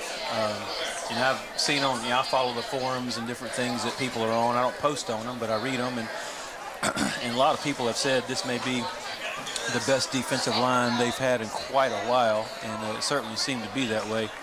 Whether they're the best or whether they had us schemed the right way or some of both. But and the scary thing for Pleasant Grove right now is that Gilmer gets the ball to start this half. Yeah, unfortunately, this is going to be the first time that we have called out Halston Baca's name. He is set to kick this ball off into the... Big squib kick was taken by, I believe that's number 13. Is that Jeremiah Noble? That's correct. Jeremiah Noble on the recovery of the squib kick. Ball down to the 38-yard line. First down for the Buckeyes. So based on a 14-0 game, definitely going to have to ask the defense to at least give a couple of stops, maybe even a score during this second half.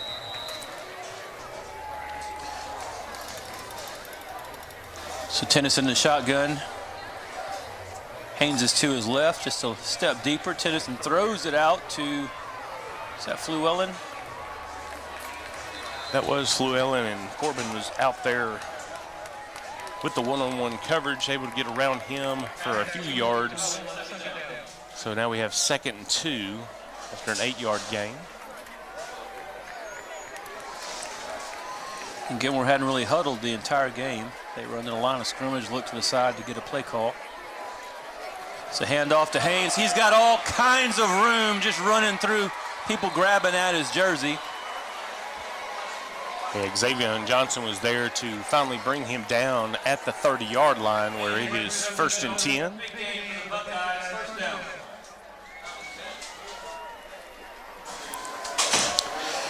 The way he shot out of there, it looked like he wasn't the least bit tired. No, he had 300 yards rushing coming into this game with 5 TDs and was hoping to add another one. Tennyson puts a man in motion, fakes the handoff, keeps it himself, and is working up the left side. He's going to go in for an easy score right off the bat. Yeah, definitely a wide hole there for him to be able to pull that ball out of the running back's arms to be able to keep it for a score. Taking less than a minute and 6 seconds to go down the field and score. 10:55 left in this third quarter.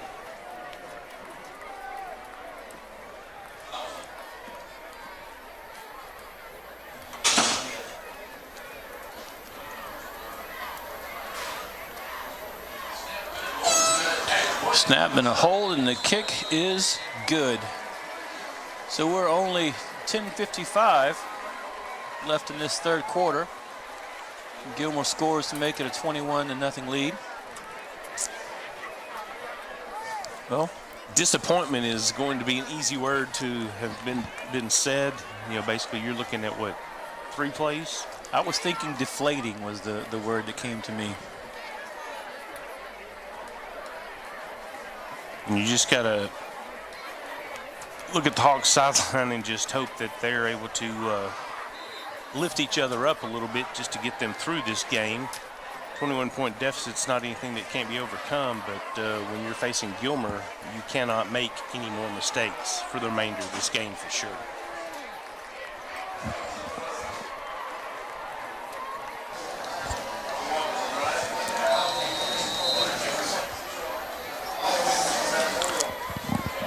So most of these kicks have gone straight to Cade Martin.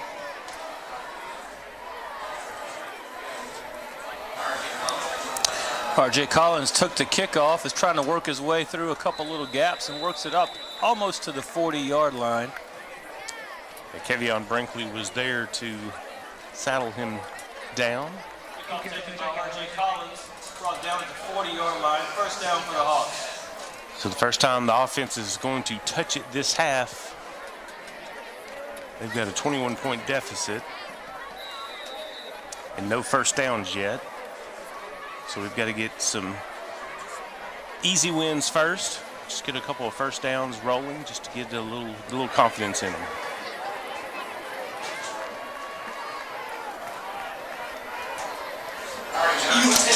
Johnson gives to Danner. Same result, nothing there. Made it to line of scrimmage, second down. Yeah, Braylon Ward just continues to muddle up the inside of that line and just no push for the Pleasant Grove Hawk offensive line.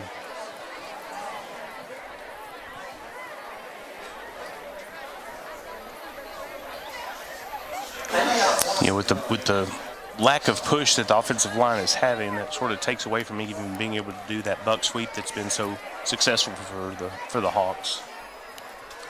Yeah, at this point, it just feels like there's almost no options. Well, there's one. Romero Orono was able to tackle Akari Johnson, but not until after a first down for the Pleasant Grove Hawks.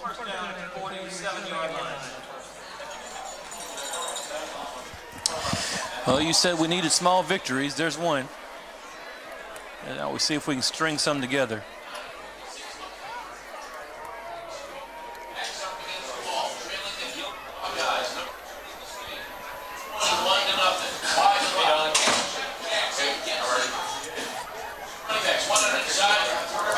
Johnson keeps it again, looking for a little space. Nothing really there.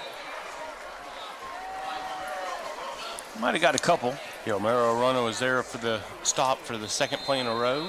Looks like we do have a Buckeye down. I think that's going to be Connor Dunn, if I'm not mistaken, number 40.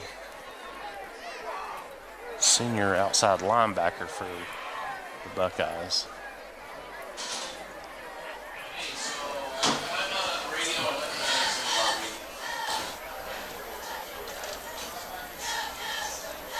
Yeah, that play was a 3-yard gain for Pleasant Grove, so we'll have a 2nd and 7 once play does resume.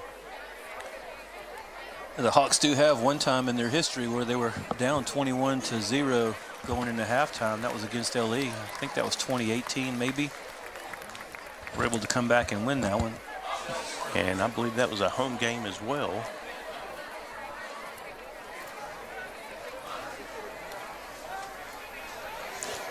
So Connor Dunn is up, walked off the field. It's good to see that.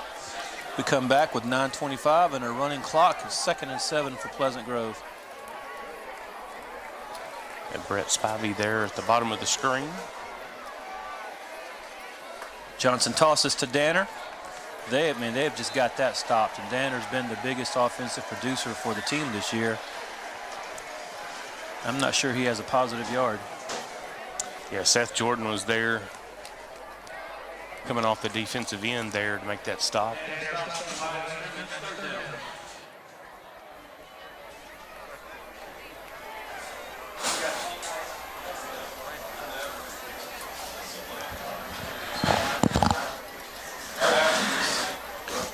It'd be interesting to see if maybe they can go back and listen to what you said and maybe run some pass plays. Johnson breaks free. He's got some room. Johnson's going to score. Touchdown, Pleasant Grove. And that's definitely a good shot in the arm for Pleasant Grove to be able to get on the scoreboard at the 8:26 mark here in this third quarter. Sort of get a little life into this sideline, get a little life into the fans. Yeah, so many people that I heard coming into this game didn't really know what to expect, what the outcomes would be, how they would compete with each other. Just wanted to see a good, competitive game. And that first half felt really good and competitive until just the way it ended. Didn't feel so good when we came out second half and let Gilmer score in 3 plays. But even just that makes it feel a little bit better right now. Well, and here we are taking a look at this play again. Kari Johnson basically just doing it himself.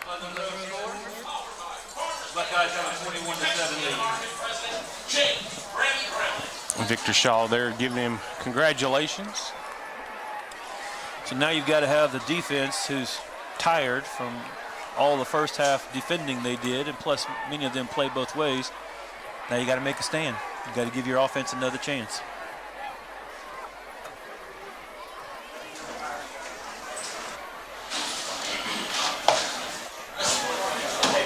When even before Gilmer scored, you just start thinking you've got 2 quarters to be able to catch up 14 points. Definitely doable.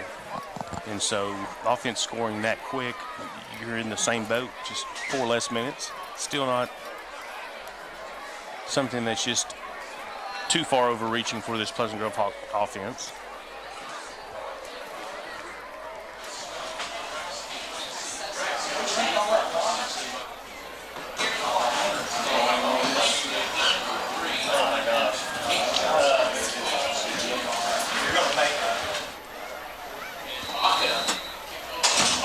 A little pooch kick that would land at about the 30 would maybe be something Macari could outrun them all. This is when we'd like to have Matt Day for an onside kick, and that is an onside kick. Hawks have a chance. Goes out of bounds, though. That's going to get a flag.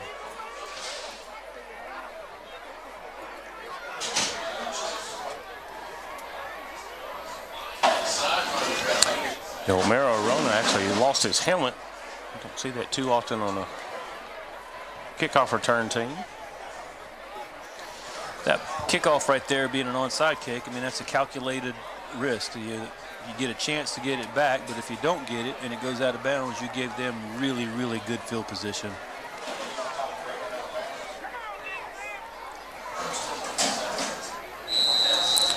So Gilmer has the ball. First down at the 48.5-yard line. Hawks just jumped off sides. Pass out to Flewellen on the left side. He's going to be brought down out of bounds, just shy of the 45. Yeah, Corbin Franklin has basically been on him all night long and was able to make that tackle there, just throw him out of bounds after about a 6-yard gain.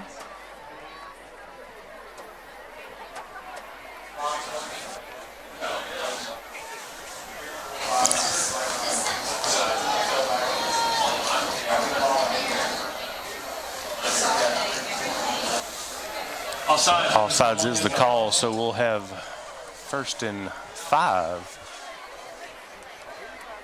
at about the 46-yard line.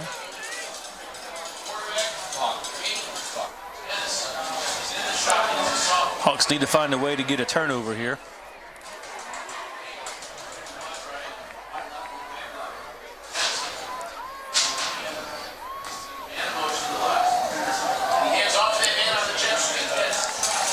That's a give to Will Henderson. He's got nowhere to go and driven backwards to the 40-yard line, about the 41. Let's see where they call his forward motion. Yeah, Corbin Franklin was there to force him to change direction, and Jalen Borley was there to lock him up. They're giving him the 49-yard line. So that's a loss from the original line of scrimmage. Backs it up to a 2nd and 9.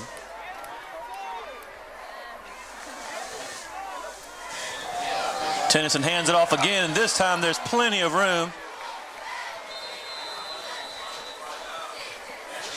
Haynes has got the first down. He's going to be around the 40. Yeah, Torian Phillips there, part of the Hawks making that stop and was definitely going after the strip. First down, Buckeyes.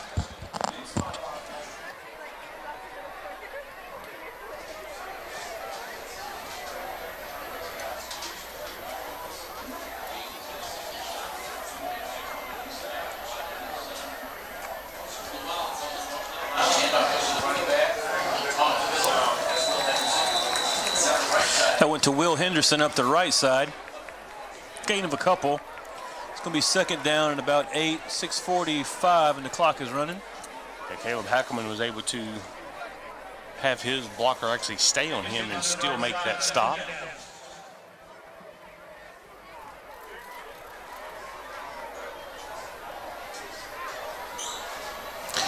Gilmer's going a little slower pace on this drive than what they have done previous drives.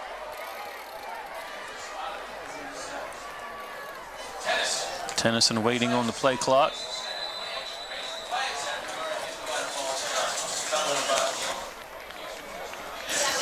Flags all over the place. False start's going to be the call against the Buckeyes. False start's called against Gilmer. So that'll create a 2nd and about 13. Back them up. Replay. And with the explosiveness of Tennyson, I wouldn't be surprised if it's not a designed run for him.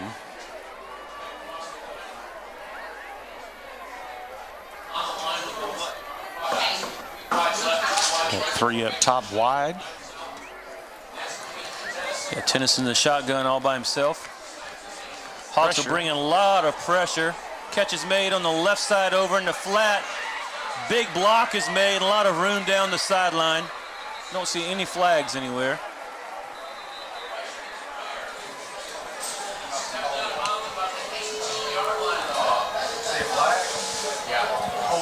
Yeah, looks like there may be a flag on the 39-yard line on the other I see side. it now. Flag on the play. It's either going to be blocking the back or holding. You could have probably called either one there. Hawks brought a lot of pressure on that. It looked really good at first.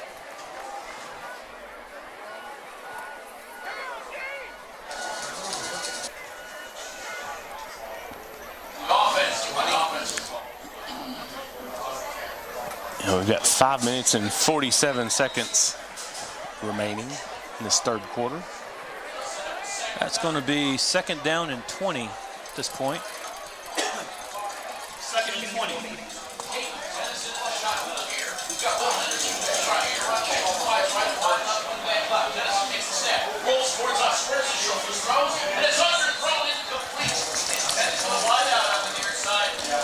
So incomplete pass to Webb. Going to bring up a long 3rd and about 19 or 20. To have a score to pass along. You've got Spring Hill 18, Liberty Allo 18. So 3rd quarter, they have a tie ball game across town.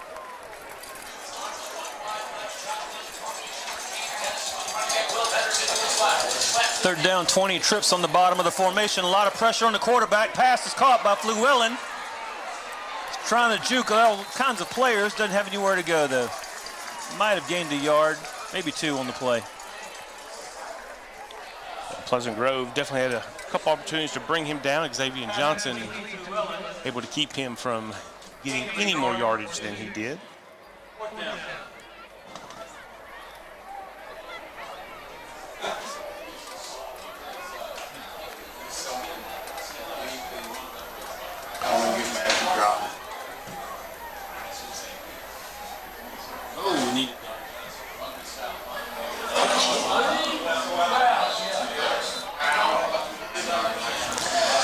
Great punt by Gilmer. It's going to be called out of bounds around the 6-yard line.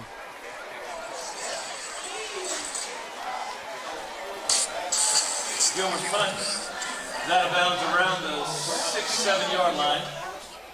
Hawks will begin this possession. First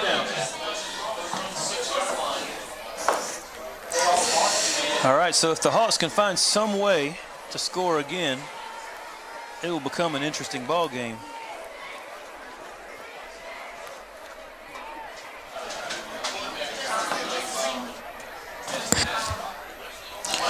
Not a lot of room for mistakes right here. Backed up against the end zone.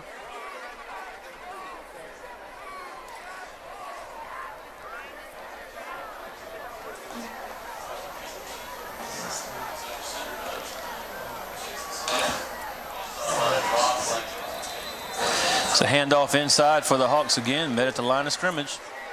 No gain on the play. Yeah, 44, their big nose guard, continues to just be immobile, blocking up that line. Raylan Ward. It's like Liberty Allo has recaptured the lead 26-18 in the third quarter in their game.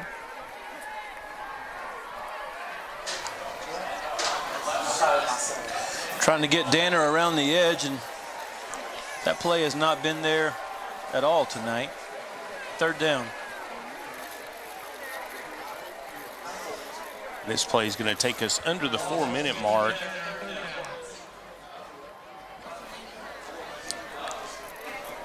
I mean, unless we've just got a long pitch that can get them outside a little quicker, it's just tough for them to get the edge tonight.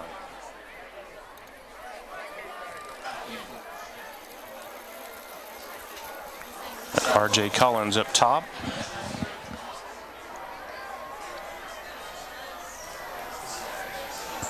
Johnson's rolling right, throws it deep in the air. Receiver's trying to come back, looking for a flag. There it is.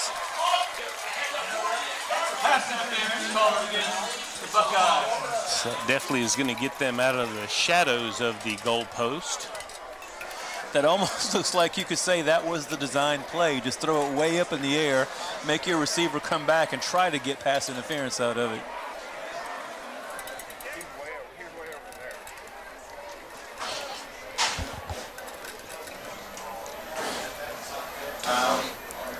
Welcome back, R.J. Collins.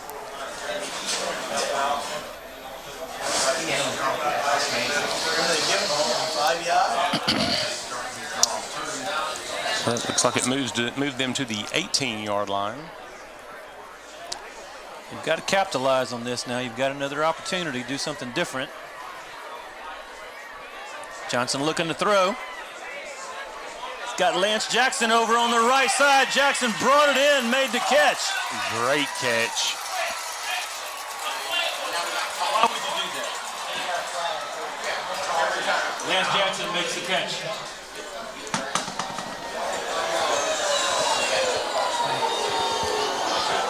So Jackson flexed on the Buckeyes sideline, unnecessary, and he got a flag for it. That's immaturity of a young man playing a varsity sport. He'll learn from that. Yeah, that was Brendan Webb on the coverage there.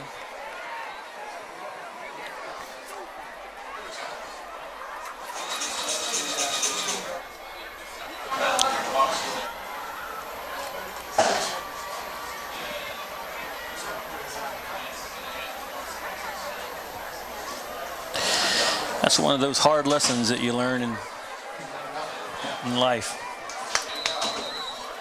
Well, the lesson hurt them by yardage, but still 1st and 10. Johnson looking to throw again. Nobody's there. He just threw it up in the air. Oh, my gosh. And Jalen Bordley didn't even have a clue that the ball was up in the air and just ran right past him. Pick 6, Gilmer. Touchdown, Gilmer. I think Johnson's intention was just trying to get rid of the ball. I'm not sure he knew where he was throwing it and who was over there.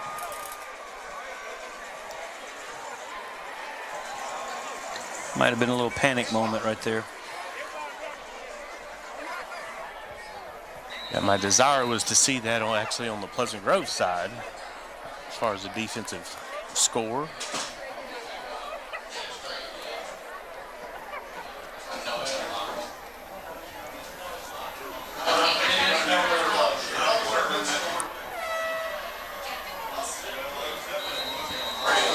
Point after is good.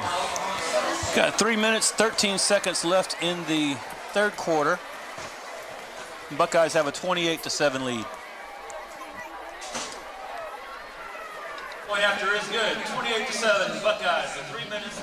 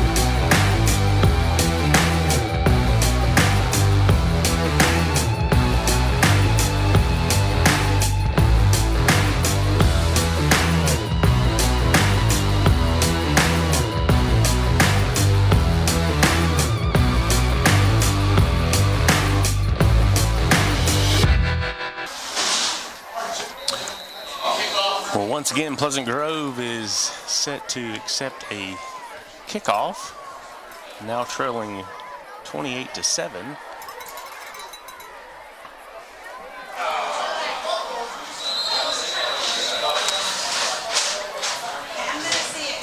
That was the run before you catch it move. You get to see that on a replay or watching film tomorrow. They will definitely see he took off before he had the ball.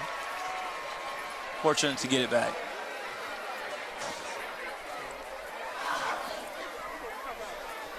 So Pleasant Grove is going to have the ball 1st and 10 at the 38-yard line with 3 minutes and 11 seconds remaining in this third quarter. Your thought process right now is to get 7 just in this next 3 minutes and maybe just take it to the fourth quarter down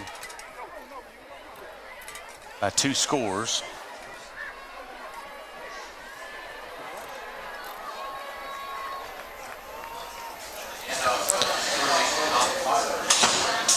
Johnson hands it off. That might have been the first carry for Jaden Stewart tonight. Seth Jordan there just to stop him after a short game. Yeah, Spencer Danner's a little slow to get up. He's run the ball hard tonight, Danner has, but not a lot of success with it. Definitely don't want to get him hurt in this game. There's a lot of football left in the season. Yeah, he's really done well waiting for that hole to develop, but tonight the holes have not developed. Johnson keeps it, working up the right side. Just shy of the 45-yard line. It's going to be 3rd and short. That's a good thing for the Hawks to hear, 3rd and short. It's been 3rd and 10 or 12 most of the time. Yeah, McFadden did a real good job leading him into that hole and took on that first Gilmer linebacker that came in to try to make that stop. Rolling clock setting at 2 minutes and 3 seconds.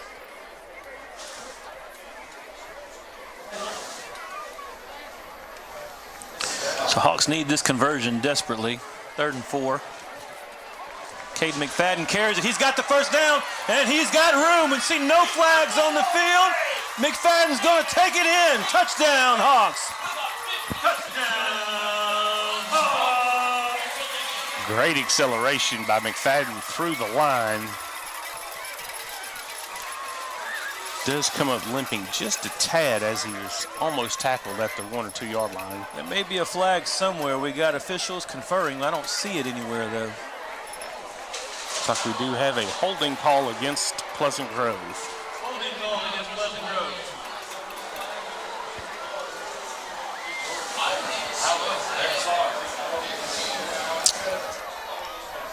So just when we thought we were going to have a 3rd and short, looks like we'll have 3rd and a little bit longer.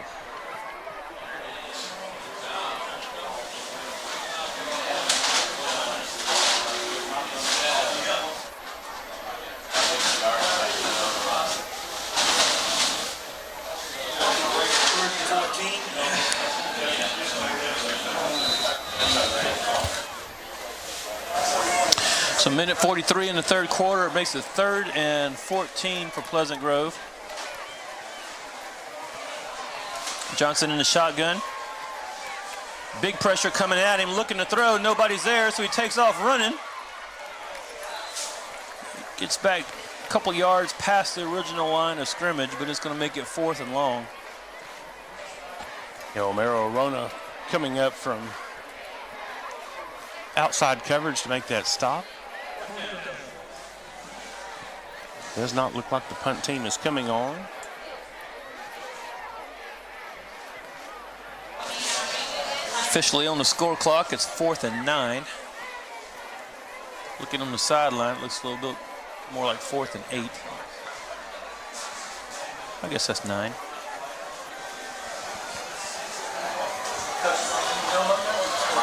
Johnson dropping the pass. Throwing into double coverage. The ball falls incomplete. Hawks are looking for flags. Don't see any anywhere. The ball goes over on downs. Johnson's pass intended for Lance Jackson falls incomplete. First down, Gilmer. Defense is going to be called upon to make a big stop here. Just have a chance to keep Pleasant Grove in this ball game.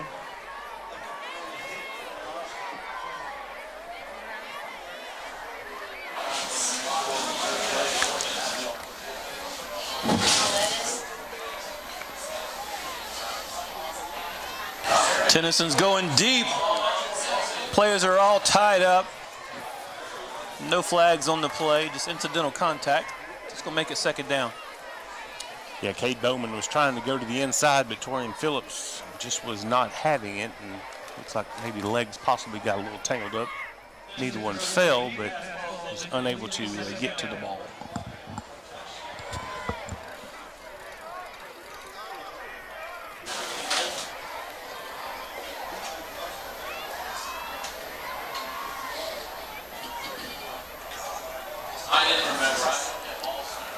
Got Jamin Wheeler matched up on Fluellen.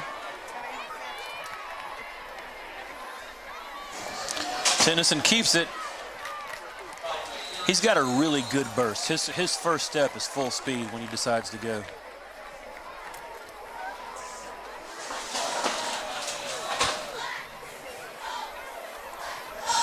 I believe that was Cade Martin with the stop there. Clock's going to be under 20 seconds left in the 3rd quarter. Looks like Gilmer's going to be good with just taking this to the 4th quarter without running another play.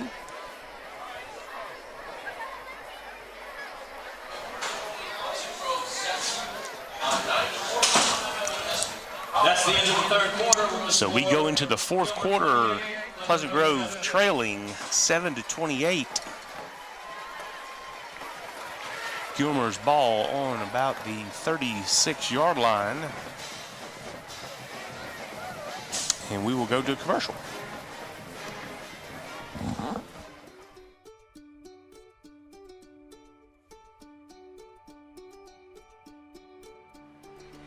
Life is busy, and we get it.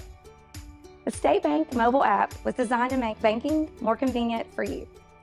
Check account activity, make transfers, pay bills, and manage your debit card in a snap.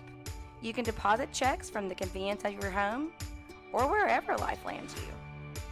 The State Bank app lets you organize your accounts, manage alerts, and easily email our customer service experts. Now that you have State Bank at your fingertips, you can spend more time doing what's important to you. Your family, your bank, State Bank. Tennyson in the shotgun. Haynes to his right in the backfield with him. Third down for the Buckeyes. Tennyson gave it to Haynes. It's going to be shy of the first down, but definitely within the range where the Buckeyes will go for it. Yeah, Jamin Wheeler, one of the Hawks there to help make that stop. Hoping it's more of an equipment issue, but Akari Johnson is at the training table.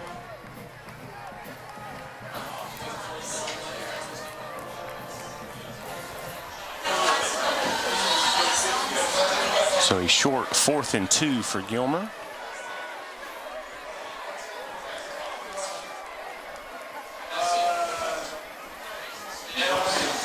Give to Haynes, and he is stopped. No first down. Looks like Lance Jackson was there to stuff that run. So Pleasant Grove will have the ball with 11 minutes and 6 seconds remaining in the game. Needing 21 points to tie this game up. Yeah, the Hawk defense has done everything in this game that they could possibly do, everything that could be asked of them. Just need some help along the way.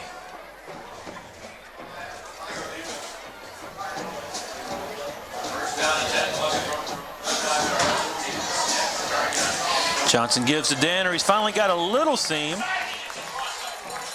So he picked up about 5 yards on that play. Yeah, Danner able to carry a couple of Gilmer Buckeyes for a few more yards. Chris Gillian being one of them. So this is going to be a second and manageable 3 yards to go.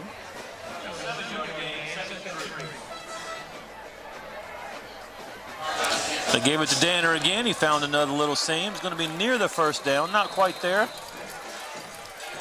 It'll be 3rd and short. Well, they're going to give it to him. First down. Looks like Lance Jackson is down with possible cramp. Yeah, he was grabbing that toe. Usually the sign.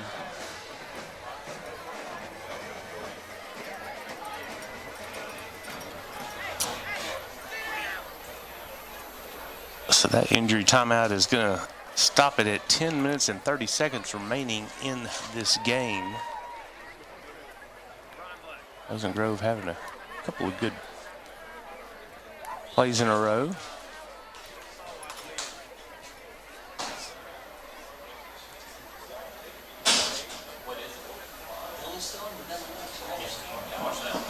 And we're going to take a quick commercial break.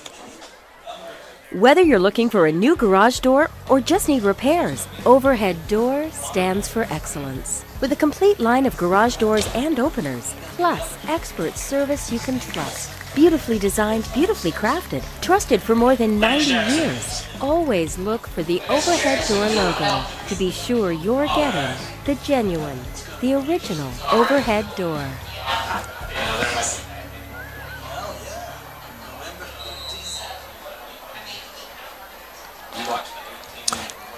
Yeah, while gingerly Lance did come off the field. First down for Pleasant Grove, 45-yard line, 10 minutes and 18 seconds and counting. Johnson's looking to throw. He's got backside pressure, able to get away. He's making the run downfield, down to 35, just shy of the 30-yard line. Big gain for the Hawks. Yeah, Flew Ellen was there to make the stop, but Akari did lower his shoulder.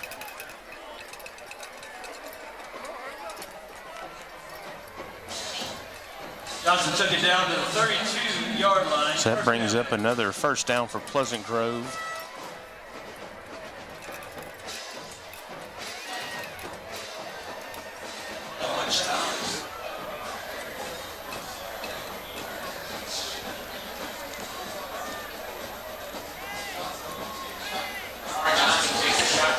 Johnson looking to throw, just throws it out of bounds. Had Aaron Bell right in his face. Yeah, that pressure just never allowed him to get into. Johnson threw the opportunity to even throw that ball to an open receiver.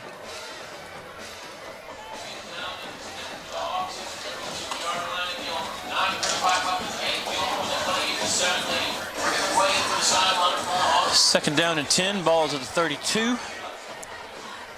9.5 minutes left. R.J. Collins coming towards the bottom of the formation. Johnson keeps it up the middle. Faked the handoff, had a lot of room to make the run. It looks like the referee made that tackle there. Victor Shaw's helmet came off during the play. He'll have to come out for one. Johnson carries it to the middle for a hot first down. Ball's down to the 22-yard line.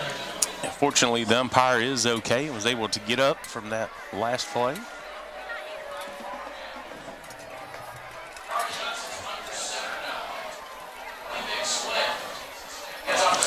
Give to Danner again. Danner's got some room, makes a cutback. He's going to take it to the 5, going for the corner, in for the score. Great run and change of direction by Danner, just being able to scout out that hole, know that it's full, and cut it back into the inside.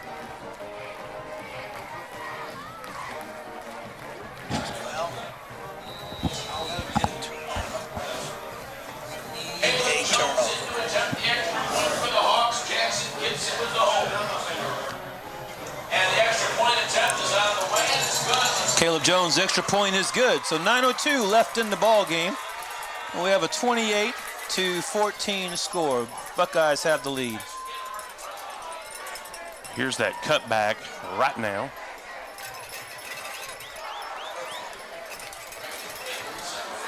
So Kevion Brinkley was there that just could not make that stop there. Spencer Danner into the end zone for 6. I'll tell you, Jay, based on what I've seen from Gilmer tonight with their defense, I don't think there's anybody in our district that's going to be able to really compete with them. As long as their line stays healthy, they're going to be a very, very, very good team and one playing into December. Yeah, I think their offense is certainly good enough. They've got 28 points on us. One of those is a pick 6, so the offense has gotten 21 points. But then we gave them a fumble right at the 1-yard line, so really 14 points from the offense. But the defense has been lights out.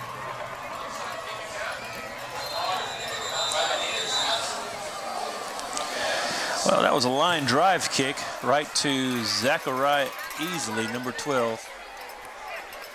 So the Buckeyes have the ball at the 49-yard line, or as my friend Doug says, the 51. And at this point in the game, you need defensive stops. So whether it's on the 49 or back at the 35.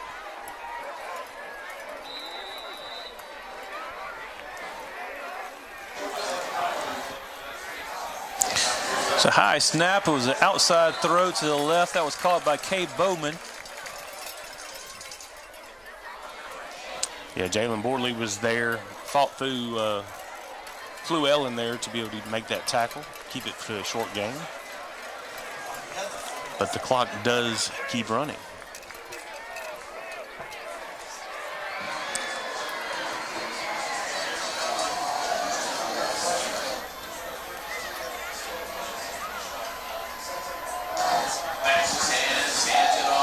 Give to Haynes. He's working around the outside edge. Brought down at the 45-yard line. Gain of about 3 or 4. It's going to bring up 3rd down.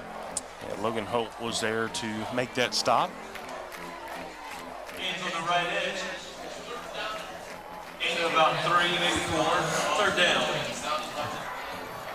Clock is at 8:03 and rolling. Pressure from the outside. Hawks were chasing him. He just got around the side. Great run. Just outran the pressure.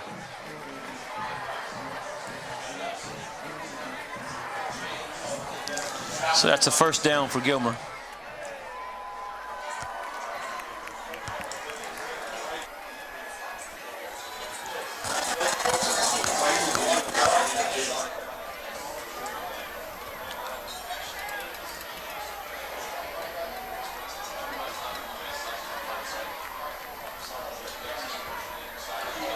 Tennyson on the keeper trying to get around the right side. He's got the edge. Goes out of bounds about the 30. Second down. Yeah, Jalen read that well. Just took a awkward angle there to allow Tennyson to get outside him. On the right side, goes out of bounds to the 30-yard line. Second down.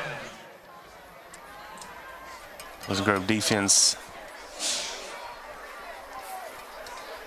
definitely in the mode to tighten up here.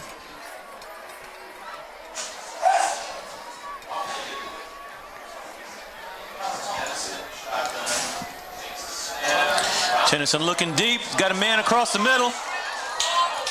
Ball is batted down, almost intercepted. Yeah, Cade Martin almost able to come up with that.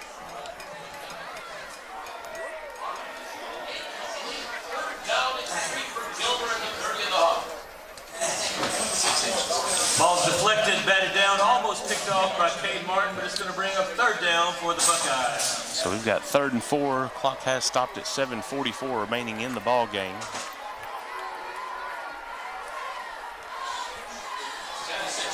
Tennyson looking to throw again. He's got a man in the middle of the field. That is Fluellen. Fluellen spins out of 2 tackles and takes it in for the Buckeye score.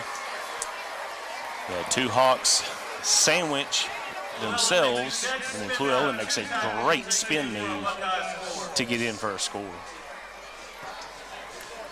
Yeah, we all knew about Fluellen coming into this game, so you can't even be mad about, you know, a kid like him making great plays. That's what you expect. You know he's going to go play Division I football, and he's going to be a superstar wherever he is, and there will probably be another Fluellen coming up behind him somewhere.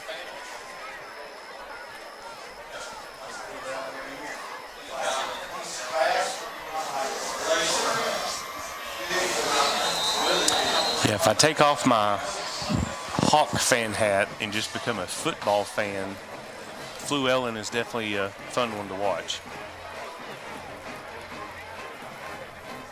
And the balance he showed right there, watching that replay, just spinning out of 2 different tackles and keeping his feet under him, keep grinding, just impressive.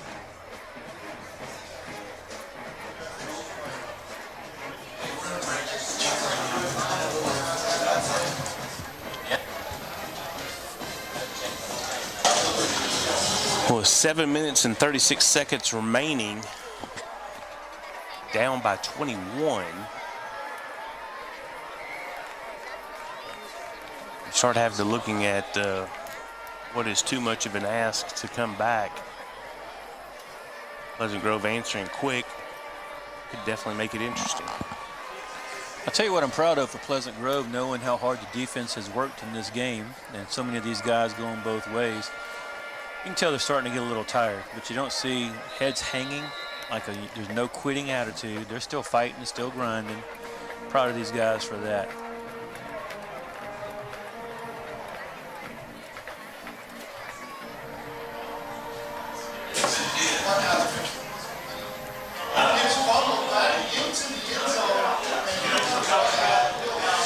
So Patterson dropped the ball, picks it up, comes out to about the 12-yard line before he's finally taken down by several Buckeyes. Yeah, I think he was as surprised as I was, just because that's the first kick that they have tried to kick towards the end zone. 13, 14-yard line, first down, Pleasant Grove. That does require Pleasant Grove to make this a rather lengthy drive to score. Both teams with all of their timeouts left in this half.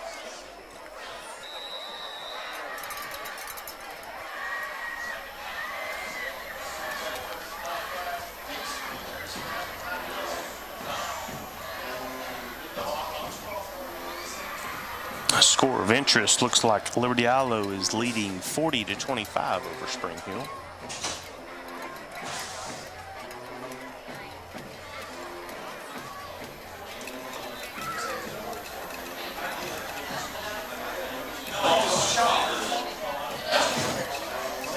Pleasant Grove with a short gain. I believe that was Jaden Stewart that time, wasn't it? Yes. Jaden Stewart on the carry. Gain of about 1, second down. And Braylon Ward and Alex Gillian for the stop there. Spencer Danner working up the left side. Got the ball out to about the 20-yard line to make it third and manageable this time. Danner around the left end. Third and about Yeah, it looks like Kendall Jackson came up and made that stop. Keep Spencer just short of the first down marker.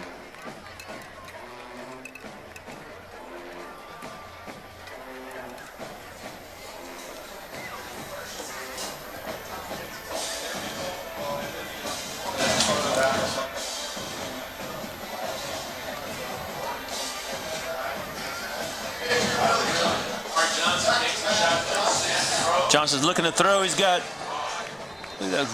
R.J. Collins. That was R.J. Zachariah easily there to make that stop, along with Homero Arona. So it does move the sticks, but the clock is still rolling, setting at 6 minutes and rolling.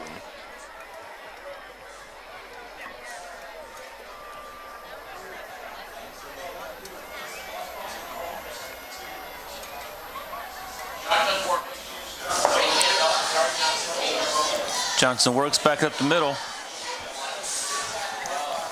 Yeah, Kendall Jackson came off his block and stood Akari up and kept him at that short gain. Second down.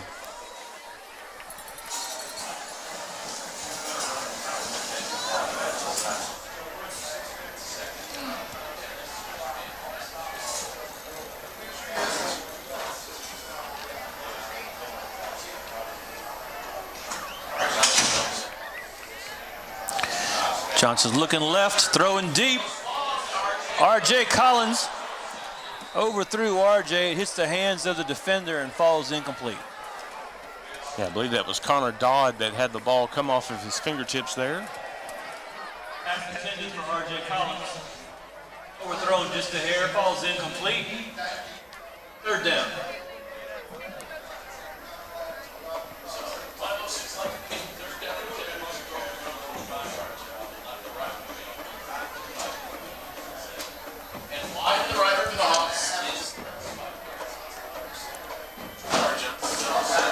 Johnson looking to throw. He's got lots of pressure, and they just ate him up. Yeah, Gilmer just was able to get through that line. Yeah, this defensive line is really good. Just too much for Pleasant Grove's offensive line. And sometimes you just got to call it what it is.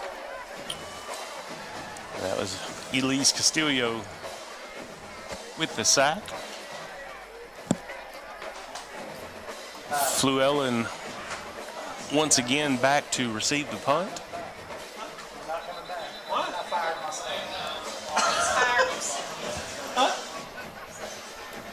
Don't do that. We'll figure out if Mugno wants to get food. We want all. What? So it looks like we did have offsides by the Hawks.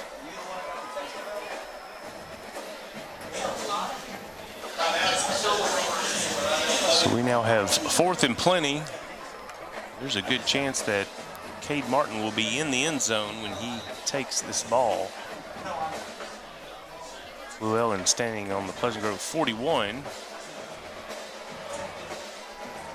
Pleasant Grove bounce.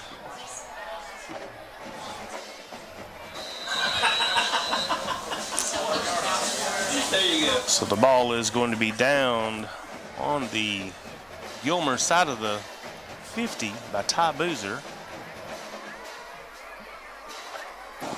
with 4 minutes and 11 seconds remaining in this game. Gilmer leads 35-14.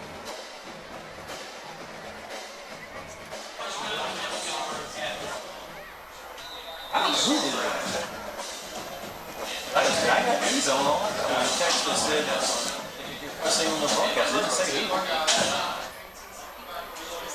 What's playing there? So Will Henderson taking it to the outside. Looks like it is enough for a first down. To move the change for the Gilmer Buckeyes. Be about at the 41-yard line.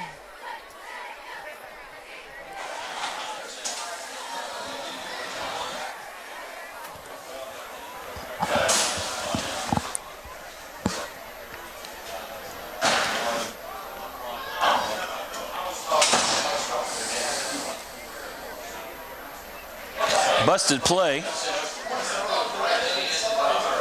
think Tennyson wisely just tried to go forward, lean forward, get whatever he could out of it. Tried to hand the ball off to the right side. The running back went to the left side. That's a lonely feeling. Yeah, McFadden was coming around the edge, but he fell right at the feet of Cade Martin.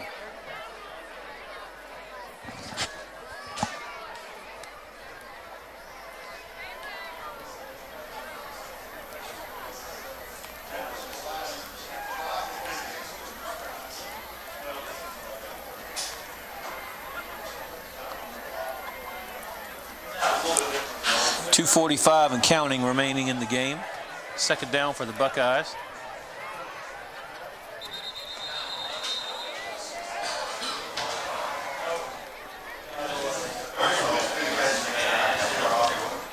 Thinking that is delay of game. Yeah, at first I was thinking maybe the Buckeyes were doing that on purpose. Yeah, trying not to go down and score, but then the way the coaches reacted on the side for Gilmer over there, I don't think it was on purpose.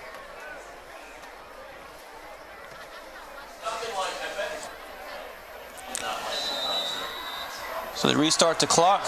Well, they did, and now it stopped again. It's 2:39. Tennyson around the right side. Big contact over there, just past the 40-yard line. Couldn't see who that defender was, but it looked like big hit. Yeah, I couldn't tell who it was from here.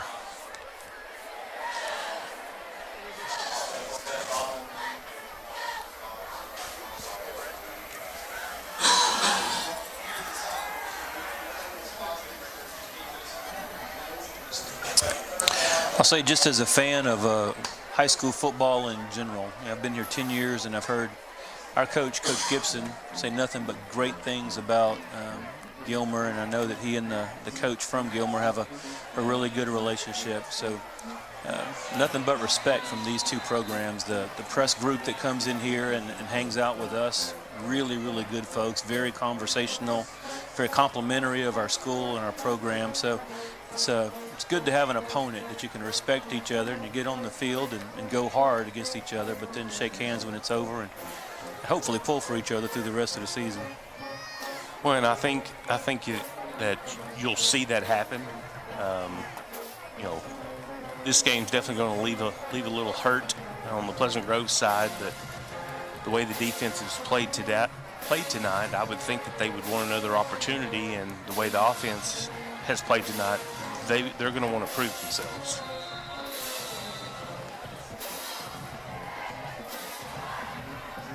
So we've got a timeout with 1:06 left in the game and the fourth down for Gilmer. We'll take a quick commercial break. I'm Dr. Matt Young from Texarkana Emergency Center and Hospital. We have expanded to increase our outstanding services for our community. We are open 24 hours a day, 7 days a week, 365 days a year. We are a full-service emergency department and are now offering inpatient services and outpatient imaging. Texarkana Emergency Center and Hospital, real ER without the wait, where your hometown physician owners are always here for you.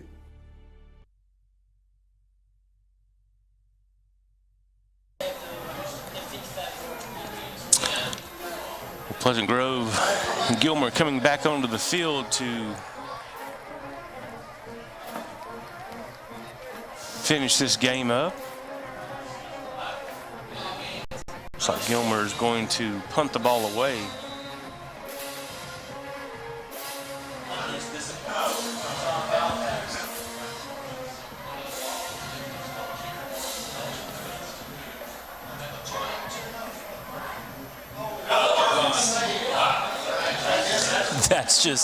That's just great if you're a Gilmer fan. I mean, that's really, really good special teams right there. But that's also one of those classy moves when you talk about two opponents that respect each other. You know, all the rest of the game, that fourth down play in that area, they would go for it. Sure. So that was just a respect play right there.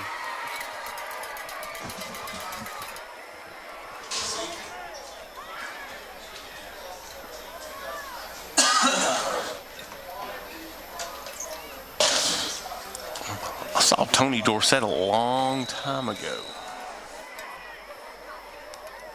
Unfortunately, I'm old enough to remember that.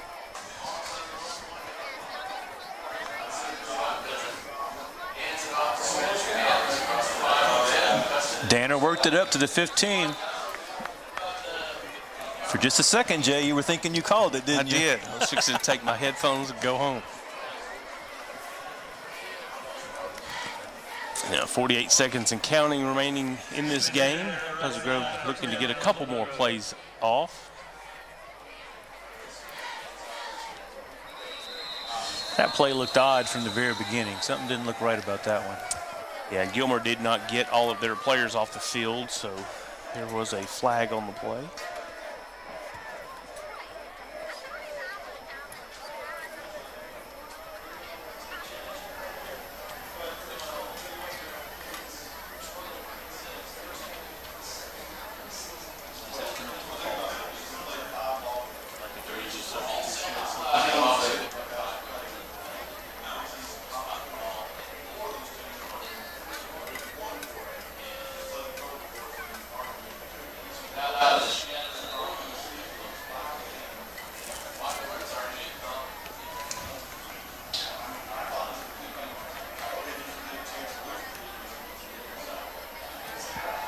Johnson drops back to throw. He's got R.J. Collins. Collins makes the catch, makes a little juke move, takes it inside the 40-yard line. With 25 seconds left on the game clock. R.J. Collins with the catch for the Hawks. Yeah, good catch by Collins there. Damian Hackett there to make that stop. Looks like Pleasant Grove is going to utilize a timeout to stop the clock.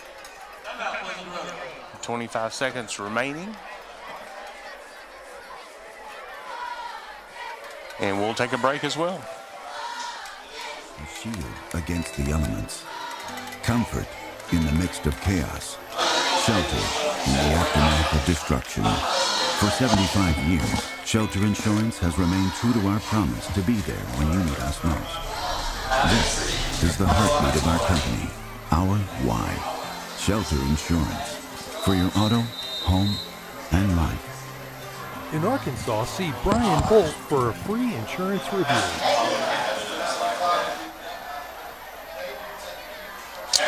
Pleasant Grove offense lining up for the last 25 seconds of this game.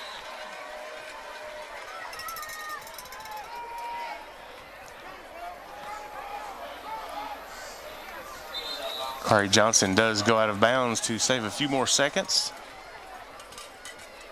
Grove just looking to try to get one more score. Brings up a 2nd and 6 at the 34-yard line.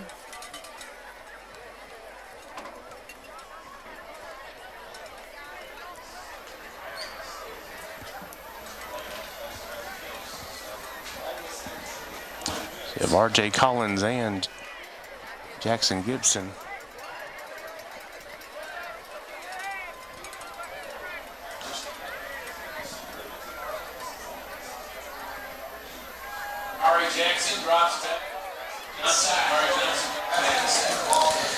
Johnson's going to be dropped. That was Kendall Jackson. So that's going to take us to the end of the game. Well, Pleasant Grove falls short to Gilmer. 35, Gilmer 14, Pleasant Grove. Next week, Pleasant Grove plays at home again and welcomes the Pittsburgh Pirates for homecoming. definitely ask for y'all to come and support the Hawks and enjoy the homecoming festivities. Just wish the fans of Gilmer and their team and students safe travel back to Gilmer, Texas. And on behalf of Texarkana Game Day, we wish you well, and we will see you next week.